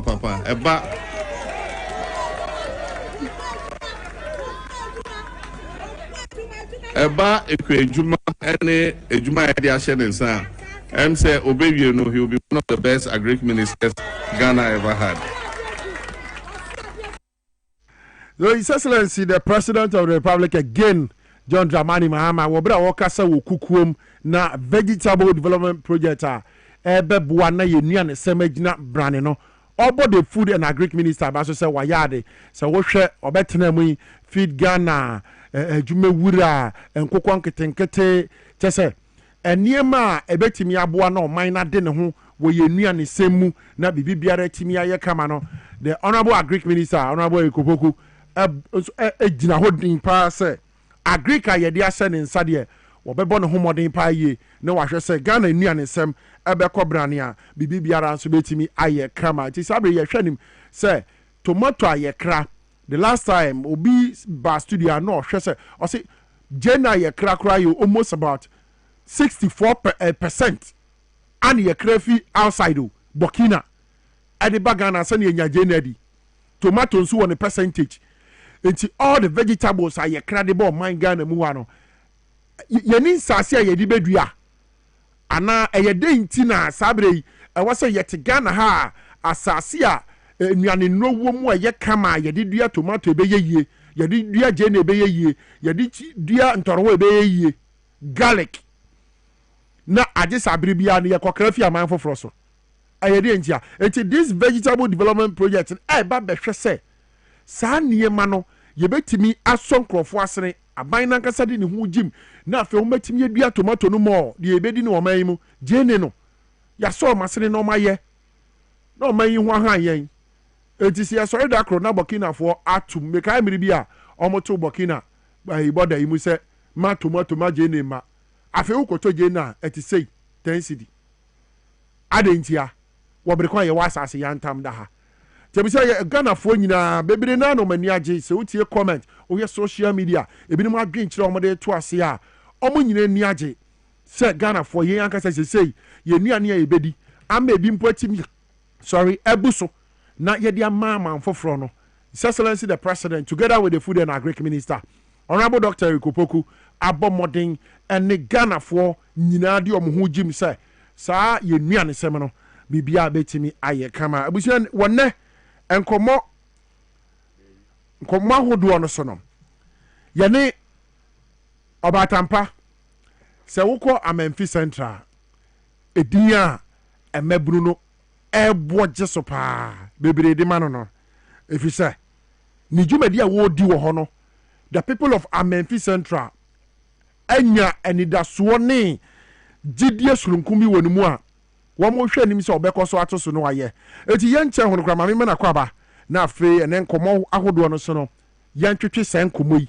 na bibia ntimi ye kama Honorable Joanna Jan Kujo a member of Parliament for the people of Amemfi Central food and agriculture cocoa affairs committee member ɛwɔ mmarahyɛbadwam afei backbenchers business ɔsan yɛ member wɔ hɔ ne di bi adɔɔso ne nyinaa nso ɔyɛ honorable Akwaba na wo ho te sɛ anɔpɛ da biara nso na wo hyerɛn meba mmarahyɛbadwam na megyina soro hɔ na mehwɛ wo na mesi ei afei MPs no de we ɔmo ɛfɔm ho di dwuma no ɛnyɛ easy koraa ɔno sɛ biribi abɔkɔ deɛ yɛde nyankopɔn ase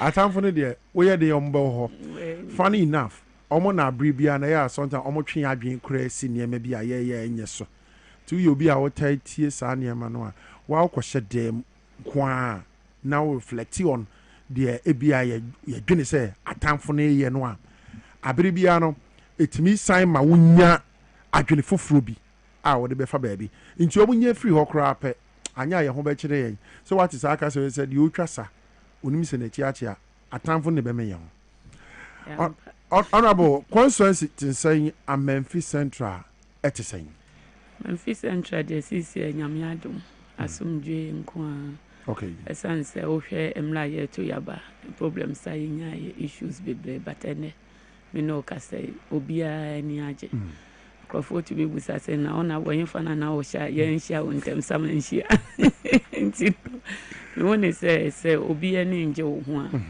ontumi nka asɛm a ebi ebɛhyɛ wo nkuran yes te sɛ deɛ wo ka sɛ yatamfo na omutumi ehyehyɛ yo nkuran yes me deɛ menyintum saa wo ho ɛsan sɛ papa yɛ papa bɔne yɛ bɔde enti onipa bi a ɔyɛ ade bɔne bia no onim but sɛ yɛ ka sɛ obi twa asa na onim sɛ na chi ate ɛno ne yɛ sɛ wayɛ mistake bi na wonnim na wongye ntum nso na obi ama wani aba ho sɛ deɛ woyɛ okay from that angle Baba say what one hour nyɛ na sɛ bio bia no ɔsɛ ɔbɛyɛ ɔbɔne because sɛ bia ne yele gya na ne kuna gya na bia sɛ bi na brabo problems a wo confuse sɛ wo na ɔde na komti wo live life sɛ dia no for me ho ayɛ free na yɛ ne ya what you say you know when they say difference bebree wo very well ne nyina mo no o so true uguso ye wadwuma no matter what is happening and the people of Amemfi Central omoni eju nyuma ya wo ye ho eno na amen ne se wo du Amemfi Central kra na wo hwe hawa enipa ebojo so hwe ne because niema wo ye no eyomde what are some of the things as a member of parliament okoto Amemfi time ye omra hyebedwani ukohunu ya na wodwene se hadwene pa na namomben ana washasi a utu fasa niema yi first of all Amemfi Central constituency be a Ghana ha me feel say ya cheche o mine mo ina 276 Amemfi Central so e kan ho bi okay but them play bread dem hu wo Amemfi Central ne say bia say university school ne beba and government bi obeba power bia say e bia ye ya won say bi enko ho okay me fan say ye kwan say bi aye problem bi na say fees ya wo me bepe mo ne ye nya child road da e wa Amemfi Central say ya wo me na me maami onya 125 years answer na o na wo hwe me maami ni years 125 answer no ya wan ko child me papa nya 78 years answer no wan ko child the whole of the Amemfi Central constituency sa pepe enti no me hu ne say ya catchere ewo enioma beblem in terms of development sometimes network uhwe krobi te say nkaka yeni network uhwe drugu flow so anabe uhwe supanso ye won kronkrobi wo ho ate say dom na say yeni light enti uhwe nkrofo to aba na bia yeni light ewo ye chrome and electricity na ye transformers na abloblo nkroba akomienu bi ebi wo so no ebia na enya adwuma because you need your station a electricity be a substation poa e wo ho no my betumi ama say your electricity problems no na business people so obi wa no asu adwuma bi o ye welder na electrician na bibi na opese obi ne shop na bibi na electricity no wa save you want me enya nti me won say adie ha ye ba ko network say data connectivity net the benya light ni benya nsuo ni a lot of things my shares here me ye nyoma nkete na nyame adom the best president in Ghana yeah mwa Papa John Dramani Mahama in fact wa ya adwuma kese amaye esanse me de koto mpanyimfo nim say ye kwan ama wasafo e wa Memphis Central yes obi anya sika no akosi dan okumase kosi dan Otakrade and answer be quite baby and because of the living conditions e wa Memphis Central e kwan ye mo light kran sheda nye papa nti ama enkrofo a omo wo sika na omo bobra omo ko omo nim the youth no munya sika bia no mo free ho obi aya adwuma no onya kwanye sika pe na ofree ho and aya ehame ma kwan no obai watinye di ho nkomo the roads and highways minister honorable Abuja Governs Kwame na America besi say your president abo adwuma den a sisi ameno ka say from border to Maso Memphis here wa enkaka to Asengbeguano 50 kilometers me no ka say is a road minister ni president akabum ama ya approve kwan na sisi contractors guswa for the first time yensu benya wow within 8 months me fee says since 92 no na ohwe blaya ble na obi amama enya no nkwa ohwe Asengbeguano to wasa agreement fee ajakama so to sabi kwai and also 53 kilometers. These are the main major road for Memphis Central, and these are being a problem, sir. There be a soon ye dwene ho anopa area nyimle. Da ben ye be yo. And this is bar power a year 2025. First General Michelle says me to one among. In fact, nyame adom. The president nyame insurance baby I will be a sanse. Na ye ninda. No obi ensusu na minim se beba mukula bi after 4 years, after 8 years, after 12 years, because me demani susu enyoma bi atwamuda okay ene abia nkrofo bi nso awo hono muda ena abia in terms of age money abia experience in politics na me fee say ombetumi ayibibi enti eba ne sa say metumi ya yen within 8 months na me fee but me sure more experience no na madwen ya me say eno so beche okay enti me ogidie pa se me kwa akolobi am na yeye but say that say na beba de no kula ni muni na mani and that's what's up enti ama enije sem kese aba Memphis Central because you believe say ye kwan we yetumi ye wia ebe man krofom peso musisi dan anomu bie nduma beba ebe masika nso aka kromo ne ye revenues ni nyoma enkodi obi no krom ana obi ne district, and this is something in fact the government in power now has done for Memphis Central Titu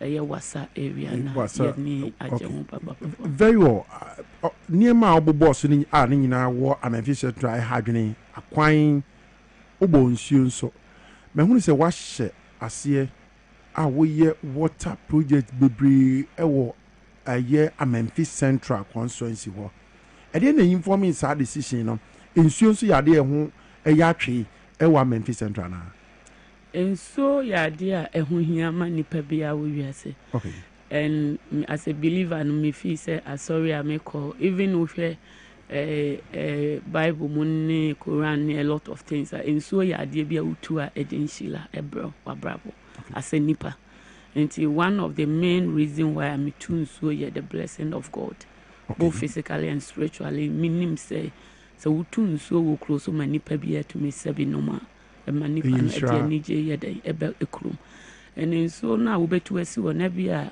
wo be yisika 2000 ache obi but wo ye ensu a ekro ne ye bia ni pa be 5000 obi a betu mi aye enti ebi na da TV no so no sia uko Facebook at Power 979 FM TV SYZ so a wo be hunu mfonyi we nyina ye eburu ahodro well ahodro mechanized ones and we get modern mechanized well pass the honorable member for Memphis Central Honorable Joanna Jankujo the people of Memphis Central me patch of meet you me yen so no because emla me call campaign before elections and the club wa me do so madam there won so problem ti so betimi aboa ye rade ya do na we empia aya aboa ye na yenya ensuo in fact before election na me to me first batch me to me 260 e wo nkro mako 60 before I babe to aba last year utu this mechanized boreholes no 60 nti me to wie no na afa nkrofo 80 ho asem to be sabe select another nkro 30 and no so me share said that was even last month and no so ka enamwa 8 to see I mean no ka say the third phase third batch no so I started no so 40 boreholes year 260 year 230 year na 14 so yasashas year 2 in fact a day NJ abekromo because a crobia any problems are yes a crobi wa omo light but omu ni so a crobi onso omu wonso but omu near be a school dine a crobi onso omu school dine by be omu ni school furniture yes nti me nam na me kwa apron me wo me team best of 5 young guys youth omu di mechi nti crobi amekosi bia me try problems taking note no nti me try na me dia bego me try na nti me banaja me boa me ho kakra de beson me ho de beson and that is how in Suno, yes. So number one on the Suno is a blessing. Say, which me abua will be open to come and so come the no money piano. And no to so back who club so any pay 5,000 or 5,000 crofoni baboon soon forever. Utwaka because in so ya dear be survey. And see me when they say in so ya dear a damakuma so as a person say, Obi to make us all year to abakra, many pin. Na me pin ye bo ho nti se be tu bo ho edi ama obi edi ache na omonso be ka so senka men nya ne so mfa so mpa enso mpa me fie nya bi anom nya bi adware nya bi di anu aduane eno nko ano eye blessing and that is the reason why me ye enso adwuma no en me koso anso aye wow nti sabe the other 30 na work e ho asem no ana wo mugu so omugu etu eye bohos na e dia mama omugu so nti every day bia ye to 3 okay nti se omoye ni nyina wia omudu 10 bia no ma shase de polytank no ne ni o ma bia so omoye bia nti ne bedru by January na be bia se ye de polytank in so nti team fofura omusi e dina ye de polytank in team fofura so omoye polytank wow and a team a omu tu no te se machine na wo hu yen eno no so e different they are working on an ma set committee me o ho mini ho e cost this is not a small project at all. Yes, I can just imagine the amount of money yes airport sa project over 80 million cedis. Wow. Yes, this is huge. yeah. Ana said you can ensure ya dia nipa bia ni obi tima atena obi kwa ensure ni no nipa bia ntina I think say ebebo apa ona bo why obey meaning say unim the challenges etre bia ma face bebre pa of course I'm in central so ma me for you to know bebre wo ho ebia ben o come challenges a che o mo a o mo digwa o mo so mo big market to am in central ebia timi aben aka o mo how be akere wom and why you obey if you put yourself in their shoes measures bi wo ho ne me bia o de gu akwam of course ebetimi aboa ye maame ne ye nua ma no mo a wo mo wo Memphis Central me hone say ema wo Memphis Central no hwe even NDC me wo 162 polling station HSS me started with NDC executive cra ema be 162 am face omo the first immediate people omo hia mo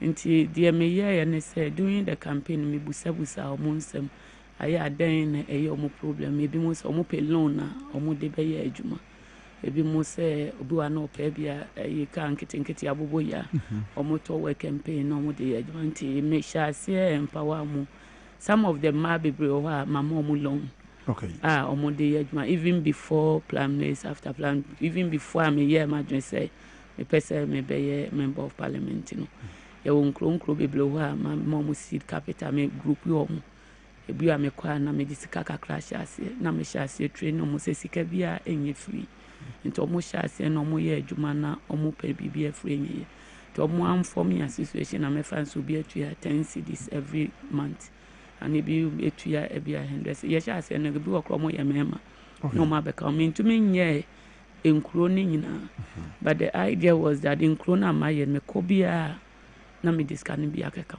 okay it is obi o problem and obi hia mo no mo dia boa no mo age omo ekromofo omo kwanya omo faso a omo ye Tisisi ameno kasa ya seti Memphis Central Cooperative Union. Efe na mesi dan no awie. Okay. Aye biano because you say a man or more pay loan. We have to give them education and training because we have a lot of financial literacy issues in my district. Enti if he say ya ni say ya ebebo enti me no kasa ya nya ye licenses no. Ya ye bibi awie. Ya sanso ase. We see na dia ma cooperative union. Ya ye dan na ye bibi awie me no kasa fe na. Ye baby and me share Dana say about 2 years ago. Okay. Chefene Dana ye fully complete. In fact, ye read the. Na say wunya me ye MP no kra no. Yes. Ana wunya say ni so ade hu no. Ye construction no nti ye we sisi ame no kasa ya. Ye ba baby anu me no kasa ya msaka. Few things by furniture so then you aye aka software no. Aye barcode on say how to move money from your mobile money account to your bank account, your bank account here. No money, 1 or 2 things here, but they are done almost 95%. You be lunch and say more how to save, how to do this. Umbe yesusu any day, then ubi so peluna. Multimedia man become me pese. Me move myself from the business side where ye business I be train when empower them in a way say and yes say sika free. One I will see upelun there but the kwanya I faso a G loan.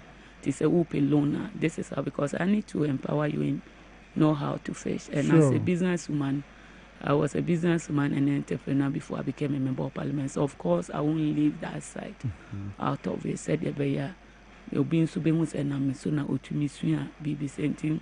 You made a lot of education. Number 2, you are setting a year savings and loan. It is a despite savings and loan. Okay. I know Bank of Ghana, BBA, and also everything in the pipeline. It looks very good. Nina was because of me name for Kasani and Ma Kassan. Most of the Ghana women, especially the young entrepreneurs and then small micro businesses, I are or more problems. And as a woman, I see many, so not just a Memphis Central woman, but women in Ghana, women in Africa, and the women in the world at large. Said I can be able to work with women to support. So be the any so I don't want to be. Now your idea me face a assume, and as a business woman me boy na edin for so beba. Me to me I abua. So I've done a lot of work. On say you will nipe be a short term goal, medium term goal, and the long term goal. So for short term from day 1 to my first 1 year, what do I want to achieve? And my first be 1 year to the next 5 years. My short term goal, what do I want? And the 7 years and above. Until my session, your mother be a go aquama. In plain moment to me, and if you want to be taking about 2, 3, 5 years, and my been so 7 years and above. But the important is a vision. As an entrepreneur, as a business one, that's what me name set here. Because business important. So my person is set a radio station here and a TV station here. More dada. So who are your competitors? And to be start here, Juma. Who himself first will tell you yes, unyani easy. And to be take it time and that is what I am trying to let the youth and the women in my district to understand. And by we get there, it's looking very good. Very well. The Amenfi Cooperative Union Wati Lona or the Bema and Ma normally be a man on Kwa na Mema Subiti Miajibi. My set here for one of his central. Maybe I may say, Ma, and my woman, a young person would to whom said the Umbercojam, me on a phone. My set here for Mama. And a club I come here, no be a master, let it be 550, it was 70, 100. And I'm to be a 500 cities every month. No, because I see a vegetable farm for women. A year jail farms limited my setting up a man. I said, you were what? Now, my beflem. You was I told Madame and Mary and Camayano Donna. Yes, so into my man notice almost just are in it. Oh, don't wafra. I didn't almost so humanity. My young Juma Biblis, you can see a born Juma, my and also a blue 500. A man was my setting blow factory among. Okay. Blow factory, Miss Setty, and me used to about 4.5 million cities. Wow. And I'm bringing a heavy machine, say to me, yet it's a 9,000 blocks a day. Until you be more channel, maybe more packet. Until yes, she says, Obia was in our Memphis Central. a year was a area Amenfi East, Amenfi West, Amenfi Central, Moba Ebeto. Broad factory, me sure I say na me face me the creative jobs Amenfi Central youth teacher and memano. But it's ya me kwa Amenfi Central, I'm in first kanko. Every week be on Antonio Macron 200,000. Wow. Me yeah and so abam for so mami. And me set account a more up Amenfi rubber. Every week, every day, people are buying. If we are me let me phone so and my employer, most of the people make a campaign on Mudimechi and on me don't buy managers Bosmeswa. But you can see will be a 5,000 CDs a month. It be a 6,000, it be a 3,000, it might be a 4,000. That's empowerment. The salary sour broad factory 2,000 CDs a month. Because they granny pana who are then so. Okay. And a dear Utumi and a matoto Aboboya near Denti, my tall land 20 acres gets here. And near be a yard gets here and my CCC a lot of idea as is so in fact. A horn no more year enika and it is a obia or to be a no ye be a ma a crumo ye no honor my fena namia me project Casibia. Na me ye hon. Na me yet me who say. Beto BBF Lukumase Takrade na Takwano. The distance near too far. Until I didn't minto machines in Nina. Na mean fanyas our project na me pesamian because schools in hospitals in Yomana Mississippi. A babasi me here, Sir Newman. Until me who betch them in a day at the mean sea war. Na minya being fanya and puntu aduma maybe ye as member of parliament because me ye chief compound, maybe ye schools, maybe ye hospital, police station. Deba center, son, your man as a business for me who say it doesn't make business economical sense to spend money in terms of logistics and transportation. Okay. But midday, son, your man, me ya a bebwa, I'm a one, minjuma, ya then akoso. Until project be a mayor no Amenfi Central be the blocks, produced from my own block factory. And then the most important creative jobs, I'm a nipa almost 300 me fees. Wow. Apart from farming, of course, Okrawako Shemukina or vegetables here, we block factory near there was set, and you might bang in the war, so being so I could school with you. You may be what I'm envisioning to beat me and Yamo Quines are ye. What I'm Amenfi Central, apart from our Greek and mining, Yan said there need a Jumabia ever one. Okay. Me, for instance, our company, one of our company, was the largest exporter of gold in Ghana. And your company and a purely corporate company now, only structures are there. And one of the things me hear and say the youth now Omowie University. Yeah. Our page man me hear announcement say will be our university be or when you see your page man on family. Almost all of them. The almost see your man one year you must say a bro 100. Okay. And ebi mo wa kra ebi won so me influence nipa me nim omo owiase ansa na me be ye member of parliament me di omo service mo no mo bo me nipa kakra bi nso ho a omo de me nyanya adwuma no emma omo ba ma sure omo bo se me do omo service mbe ko so echinchi me kopem tama security by o conference ne bi aha wo.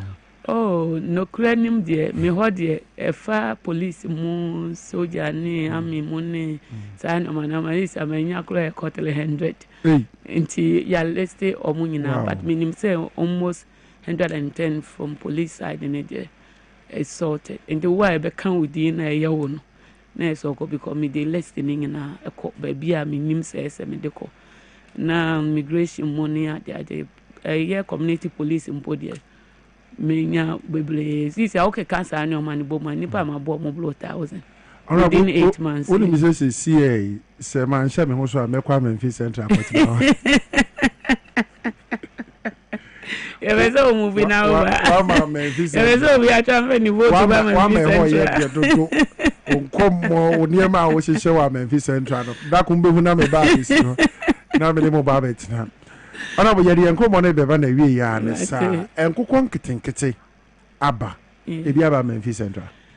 Me feel say district bia utie ya papa ya president nanu musemo de bia district bia ebi ko na ya Greek minister of course me were food and agri committees untinu me were minister of fisheries and agriculture ono so wo ye board so and honorable opokunso And so I want to make committee luckily for me we were 2 ministers. Oh good. And it was so empty. I did be saying no yeah policy no ni bibia and sana ako out. And so they go to the parliament approval and everything. So far no omu dibiaba.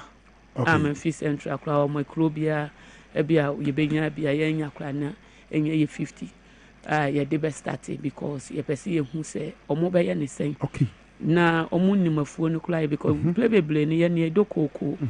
Yenye nyoma different. Nti afi na more try. Na yeah try who say said eti say fisheries money pig farm ne. Nti mama mu training bi kakra. Afi na ababedu. Okay.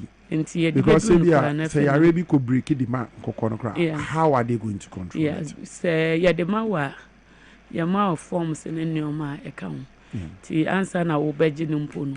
Within organa card or nyoma bebre account. And na in drone feed ne nyoma account where bema dina ye yin answer account at least o first 1 bag biana or 2 bag no account one. We bet you ne kwanya first so pe bi kula to baby ya ubenya. To see no kasa like I said, St. Clover said 200 and 1 Memphis Central at least. A Clobia yen be crying 50. Wow. And to say, my fancy for me group to say cooperative, Nasa Sebio, ya shed neya. A ye no, you bet me crack or a my home. Very well. And no more quacker say, the ye no, you who say a very interesting. To ye say a DB a count 1 year, but for now, no. Yanche emfa ema ubia efena ya won be bia okay you decide to say yamfa bia nkokura ya de be 1000 be 2000 akwa ya na 5000 be na ya try steady ombe hu na ni so na bibia akoyia then yet me e dey atwas na the people of Memphis Central no pay meaning so mo hwe pa e wa Memphis Central won mo bo kanyi na obo tipa then I will catch up ni answer nkomodi na so Memphis Central de me pese me catch up mun answer me do mase okay esan says enye omuko kromotia enka menye member of parliament teacher eye me branch executives omoto abayi me first ansana me ba be a candidate ansana de maba omo de me ba no so constituency executives no so eso me na omo ne all the adankrofoni kromuman nanamo ahemfo ahemma ne mpanyfo nyina asofo omo nyina di machi ema baby amabedu na me da omo ase enhila enka omo nyina ase de omo ahwere omo humbia no na me enye omo kese na mekoso na eye omo somfo mesom se de esefata bia na ma pray impuntu ene ne omo pa ene adwuma pa akọ Memphis Central na efenso me chia me DC the best DC in Ghana honorable Peter Mponsa baby obia and me constituency executive honorable Ekwa baby obia near misa baby am obia me chia one all the rest of the executives lina me chia obia and the branch executive very well no we do asesa no pay what do we be so yen we do was jumedi so okay I was honorable Joanna Jan Kujo, a member of parliament for the people of Memphis Central, was a food, agriculture, and cocoa affairs member. Wamrashebi Dream, or a backbenchers business member. Did you make the door so far? Now, Ocean and Como Wababy dear. And I make a maybe Yankasabre make Memphis Central. In why the year pa, it's you don't know what so the name. So we shall tell you, made so live on Power 97.9 FM, my fee, a TV. XYZ Dwabo Ase Jumedi ni gu so yes from Franco Trading Enterprise bra ye ba bedi Christmas yi bo modern na bra na fei open Nokia phone, Samsung, iPhone, smart TVs ranging from 32 inches to 100 inches, Franco air condition 1.5, 2.0, 2.5 horsepower, afi chest freezers, refrigerators, and a washing machine, microwave blender, CCTV cameras. Your best fix the amount will fee what you remember baby I will be a installation of phone so amount no way to me monitor near cost to be a brain don yina it's a Franco Trading Enterprise so bra you be Christmas kwa your fridge now you will still na and say now wait media shame but more than a friend number see Franco Trading Enterprise be so na fe ne opebi a multimedia small 0246 422 338 0246 422 338 and 0555 939 311 0555 939-311 and 0302-225-651 0302-225-651. Obey me download the Franco Trading app no Google Play Store. No my your order be baby awo ɔmo deɛ no nso bɛtumi aba bɛso Franco Trading Enterprise ɔsi still na ɛyɛ phone papa ne fie abusua yɛkɔ ne akotie let's talk educational consult madam daitesa ampɔfo yɛtwa so frɛ no madam time bob kwan a wɔfa so de nteteɛ pa ama wo mmɔfra no wɔberɛ a wɔde wɔn kɔ ne hɔ sɛ wokɔkɔ let's talk educational school no bi no yɛnhwɛ madam ɔmmra ne yɛnto adwumadie so na mema ho na about educational time bomb. That making from me daitesa good morning. And I pay them when you say Mondays to do them but it's all about education. And them segment here terminal educational time bomb because yes it's a time bomb do what your boy and home. I know that as a parent at the moment maybe you are thinking of maybe a baby as a woman from Manka Kama Bokodama PSK, you know. Let's Talk Educational Consult in AFE. Ya Watashinunga Estate, ya Bella Jakuku Municipal Assembly on the Mango Street. A whole and a year war. Or ya Mafama Trum, it's a place I had your Mafama ways 6 months. Now you one up to 6 years. 6 years in Yaminchaze, we are expanding into no, there'll be around 4 sometime. So you had 6 months and if you want to 6 now. Or we continue 6 to 9 and then a 9 to 12 because we use the Montessori and 9-deck program. Again, grade 1, grade 2, grade 3. We do it just like it's done outside. Okay. And not like the other Montessori. So because schools where Montessori is all right, but it's grade 1, grade 2. We do the actual one, in a Ghanaian with a Ghanaian concept. Here's the international flip, here's a akahum. About me, okay, I show you so Facebook, Instagram, and LinkedIn. Your number is 0249 069821. 0249069821. Basically, I have a number of people who call me and ask, Madam Time Bomb, then I know you are with kids. What are you actually into? But TV, radio, doing any busy in common. Yes, so I'm in education. Madam Time Bomb is in education. I'm an educational consultant, but my specialty, a child development specialist. That is who I am. So I'm from my own development, which covers 5 areas: physical, social, intellectual, cognitive, physical development, one addition, aguzi. Miss more relate with unkofu. Miss more by one in your mind such a way that one drum bait you when you kofu jina one tom. You know that kind of thing. We have those who are antisocial naturally, and we have those who take time to build themselves and relate with others, and so that is what I'm into. So if your child is experiencing learning challenge, everything is an social challenges. As a parent, you need counseling and guidance on you've taken a step, maybe it didn't go well with a child, you want to find a way to go about it. I'm also into that. Urban trainings, and so I'm into trainings. I train teachers, especially teachers open water from us in our training when you're just like we come to talk about on TV. So that is what we are into. Madam Time Bomb is in left, right, center for kids, and so that is what we are into. And I brought to your doorsteps. I know that on Cherry our teachers back to the classroom. Yeah. And PSA, you know that when you take 10 teachers, it's only 1 teacher. And this statistics was brought out by UNICEF when they were gathering the data on teacher ratio to Mwafama, where when you go out there, you have 1 teacher handling more than 30 kids, and it's happening. You have 1 teacher who handle more than 30 kids without an assistant. And so when they took 10 teachers, out of 10 teachers, it's only 1 teacher or regulating when it comes to mental health. Wow. Now, so what mental health? PSA, my for a example. You see the way outside you did it like a venerable. It's them from my that's them painful. It's the irritable and all that.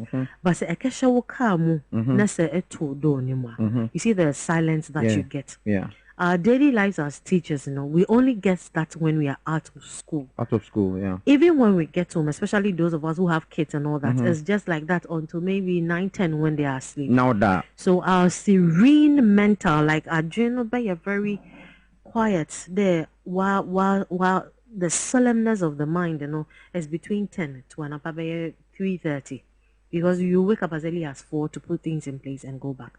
Into 1 out of 10, meaning that person could be a man, not doing homely activities so much with the kids, engaging them, and then coming back. And so I'm here advising any teachers in the day. whether we like it or not, our kids are looking up to us, and we can't. Your sanity equals your kids' development will clash you. In this man pay as a teacher, mark yourself that once you need that. I watched a video of a young lady who took a video. It's on social media. Ne mami na ne papa. Na ne mami chechenyi, na ne papa chechenyi, and the mother was marking papers as early as 3. And the father was holding a phone, and then was a light. I don't know if their lights were out or no. Was a phone. And she was like, the life of a teacher. If you plan on marrying a teacher, you are going to face. Yes. And so upon all this, we bring work home because we mark papers. You're grading one. Just imagining me that as I'm Madam Time Bomb. I'm into this journalism job, I'm into education. So ask yourself the number of work our medical fee and all that. So this morning I want you to know that chronic fatigue, emotional numbness, sleeplessness, detachment, overwhelming, cynical act and all that, overwhelming. And as teachers, please, your planning is very, very important. You know, as teachers, we prioritize the more from man. We forget that papers don't so mark, notes or whatever they it's one day at the end of the day, no abobodo. So please, planning is very, very important. If you're a teacher and you're listening to me this morning, so I teach teachers how to plan. The simplest and the easiest way. And so we have programs out there. Into a school, let's say invite you for training. Now we'll come in and train you. In-service training. All right. And to set your health boundaries, I beg you. And also, you're better than I set your health boundaries. We'll work life now, there balance. How? There is a coffee. Plan yourself. Today, Marco school. The day has ended. Tell yourself, today, I'm not taking this home. I'll come to school early and do it. Aside that, if you are balancing your health life, have fun. Our teachers don't have fun. When you know how to go out, they don't know how to. A teacher for how do you have fun? See, having fun is not about money. It's about finding a place like a park. Maybe or you're cool. Going to sit. Dropping your phone, listening to music, having full interactions with your friends. That is the kind of wellness we are talking about. Learn to say no. You know, there are some kids, no one parent, baby, you are the safest person the child can be with. It's mental health. You need a break. Learn to say no. And then work on your emotions as well. I know that how? Say Obano, students struggling. You know, parent frustrations. PSA, your parents will want to stress, especially single parents, be it single mother or single father. The kind of frustration they will go through. If your dog baby on to me so you have to run something and keep the kids there. If you're not doing out of fun, please, I beg you, work on that. Separate the emotional frustration, because parents be can sing the throughout the day. A probably is going through something, maybe an apa or school when you need banner and farm back. And so you have to find a way to get food for the child. You do your best, you get food for the child. That is your emotional separation should be there. How I dream a whole the main experience with school. No, find a boundary to it. So I normally tell teachers who come to school at my end and all those we train that when you get to the gates of the school, leave your emotions. And leave all your problems there. Leave all the problems. Come in with joy and face the kids. That is one emotional aspect. And people when you are stepping out too, leave the issues of school at school. Carry them home. All right. So draw a boundary. Know yourself. Then your papa. Issues and it goes for our teachers. It's here we know. Obia send me message say, dear pote now ye. O school and say o ye obia. Training a teacher for. So, Madam Time Bomb is an educationist, as I said. Me train the teachers, me train the school owners, me set up schools, my teachers. That is what I mean. Yes, I'm available for that. Yes, I'm into anywhere in Ghana. Yes, I'm into consultation as well. And my specialty, your child development specialist. That is who I am. Okay. Because I'm into kids as well. All right. You get it? So if you come to me for consultation, I'm available. You want to set up a school, I'm available. Okay. You want to train your teachers, we are available. Okay. As parents, you want consultation to understand your kids, I am available. All right. And Mpocho, there is one thing I want to pass before I step. You see, there is this project going on, Feed Ghana. Feed Ghana, yeah. The best people we can start this Feed Ghana project, that is proper agric, is grade 1. We start with grade 1. Grade 1. Abana be we for class 1. And you best start with them proper agric. Curriculum no ne fan start. Tinya ya nanka was started with yes. One fan start one. Okay. Abana be 4 years and I want to grade 4. Into one do class 5, class 6 no. Na fa. Wafa. Call us on 0249069821. I mean chia SST grandpa. Okay. Chia my parents, Mr. and Mrs. Ampo. All right. Na menda wana sit. Chia Mr. and Mrs. Ampo. 0249069821. Have a good Monday. Madam Dietess Ampo for Dodona friend Madam Time Bomb. One Anna Otening can let's talk educational consult. So here environment I'm afraid yetina edichle mo friend de niema hodo abefu kwanya wo mo gina so edichle mo friend de bi o ma dwini mu a why was some for ban international standard. Te ba ne sa bo friend tu kwan de afi o man Ghana mu kura akobe kuro fufuro bi aso kura no a eniema bi esua o ho no ya che no let's talk educational consult dida.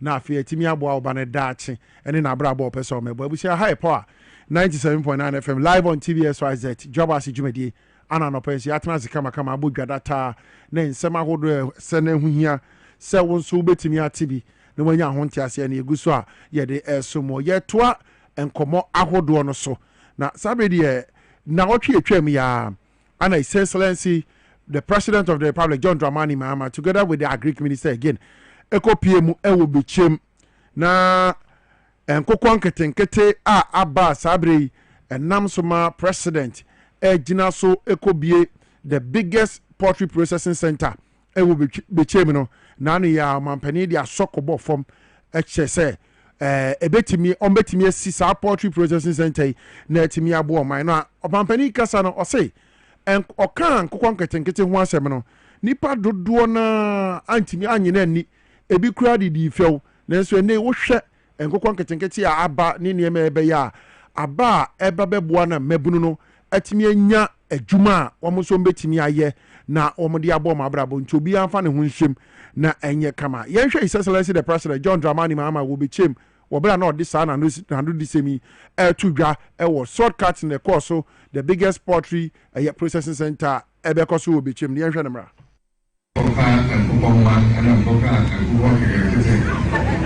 and I better day as some Ghana and say Sadano and a home for so will be a home said going to the kitchen for so.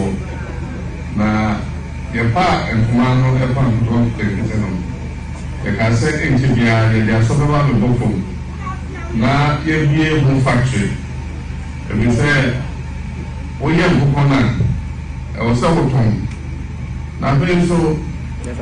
Yayirimo ayi mama wa ayi tese omo she kai ni ni ade omo ti se ye ma me mo a okojuma no akoto akoko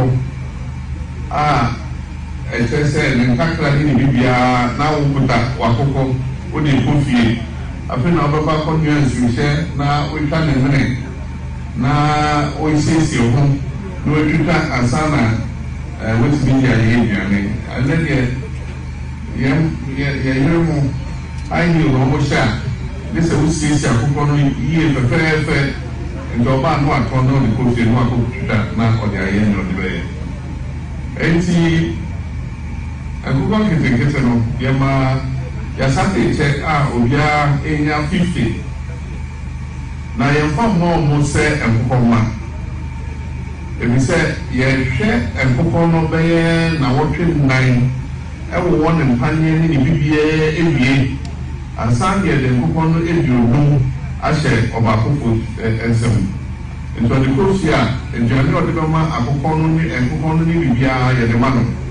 And the opportunity, Nawatri, and 9, Nawatri, Noon, Eldra, Nawatri, Sianet, said, as soon I was there on the podium. na ehia sɛ yɛbɛyɛ ho factory nti kumase no mede tudwa sɛ nkyɛ biara yɛde asɔ bɛba bɛbɔ fam a yɛbɛbie saa factory no sɛ na ɛbɛyɛ a ɔmo kokɔ no aso sɛ ɔmo ɛtɔn no saa factory ɛna ɛbɛnante bono ne ahafo ha nyinaa atotɔ saa kokɔ no ne abɛsiesie no ɔha kama ne yɛde bi kɔ nkran yɛde bi kɔ kumase yɛde bi kɔ tamale Ghana ha biribiara bɛkyɛ nkokɔ ɛbɛduru hɔ. So His Excellency John Dramani Mahama wɔbrɛ a wɔkɔ bikyɛm na wɔkɔ cut sort diama the biggest poultry processing center wɔ man Ghana mu a sɛ bɛyɛ sɛ wunya ɛpa akokɔ a wura hɔ akokɔ no wɔ hɔ we na mepɛ point and kill yɛkye no a ɔma yɛ bibia papa machine wɔ hɔ sizes bi a wɔpɛ sɛ ntwitwa no ma wo ɛbɛtwitwa ma wo ti wokɔ fie a no ane sɛ wode mmɔkwagu ho na wotu sɛ the president ka nyɛ afei na wokɔ no ansɔ hyeɛ wokɔ akɔtu saa ɔbrɛ no ɛte deɛ ɛfiri hɔ nti I am very sure sɛ saa processing center wei ɛnyɛ hɔ nkwa na bɛbɔ ɛbɛba other regions wei yɛ half a region bɛkyɛm ana ɔmayɛ no other regions so nim sɛ ɔmo nsa bɛkeka ɔmo deɛ sɛ ɛbɛyɛ na menamoa no ma drive mo akokɔ wei na mepɛ within some few minutes yɛ processing atwitwa no kama ne yɛde maade ama me kofie na kɔkɔwe nti His Excellency the president ana wote ne nka sɛ wɔkasa no the food and agriculture minister honorable Dr. Eriko Poku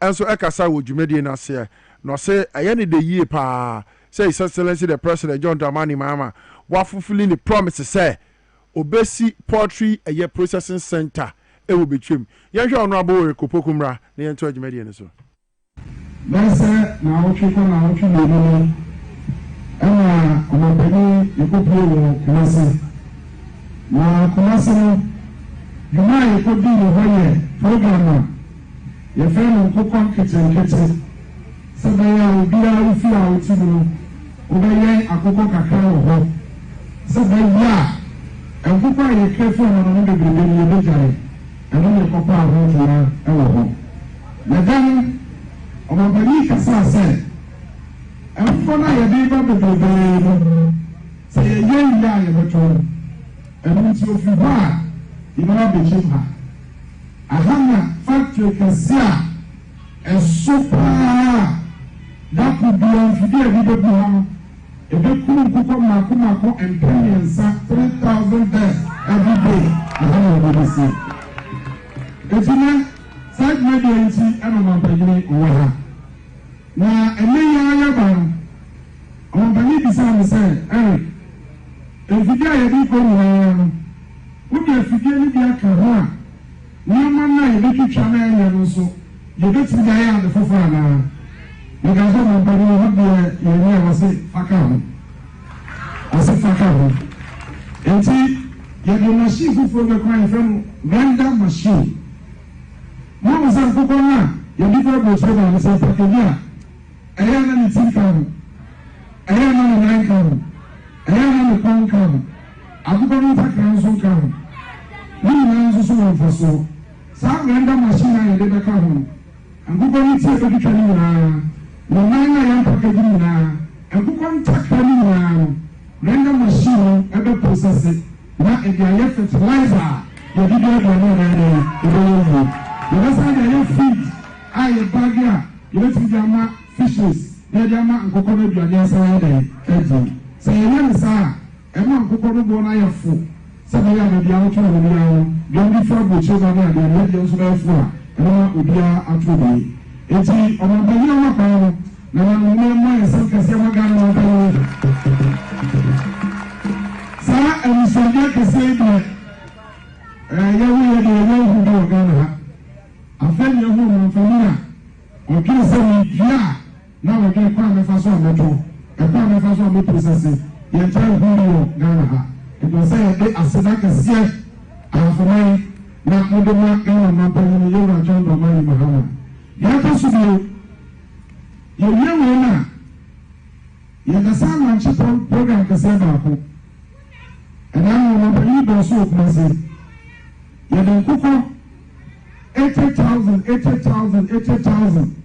ɛbɛ ma wɔn a yɛ nkokɔ no bi no pɔtɔ farmers akɛseɛ no yɛde mu no ayɛ no bebree sɛne bɛyɛ a sɛ mfidie bi si ha ɔmanya nkokɔ ɛdɛ ɛde ayɛ ɔmabɛni ka kyerɛ no sɛ aha na mfidie bi si nti wo sɛlɛte a hwɛ ma mpɔtambafoɔ no so mmrɛ bebree sɛ na wɔyɛ mfidie no ayɛ ɛbɛnya nkokɔ ɛde aka ho ɛwosɛfo momfa nsɛmbɔ kɛseɛ kasa ma ɔmapɛni nti yɛbɛsɛ bi a wɔha biara sɛ ewiase no adeɛ baako pɛ ɛna nyame hwehwɛ fi wɔ hɔ ɔno nyame no a ɔkɔyi israelfoɔ fi nkɔnso no ɔka asɛm bi kyerɛ wɔ no ɔsɛ monhwɛ no monhwɛ mo ho yie na ɔnyina mfi awurade nyankopɔn no a ɔyi no firi nkɔnso no deɛ yɛho no yi obiara mfa ne hoɔden noa obiara mfa ne nyansa noa na homa yɛnyɛ mfi da sɛ factory kɛseɛ adi kan paa no yɛnyɛ ɔgyɔn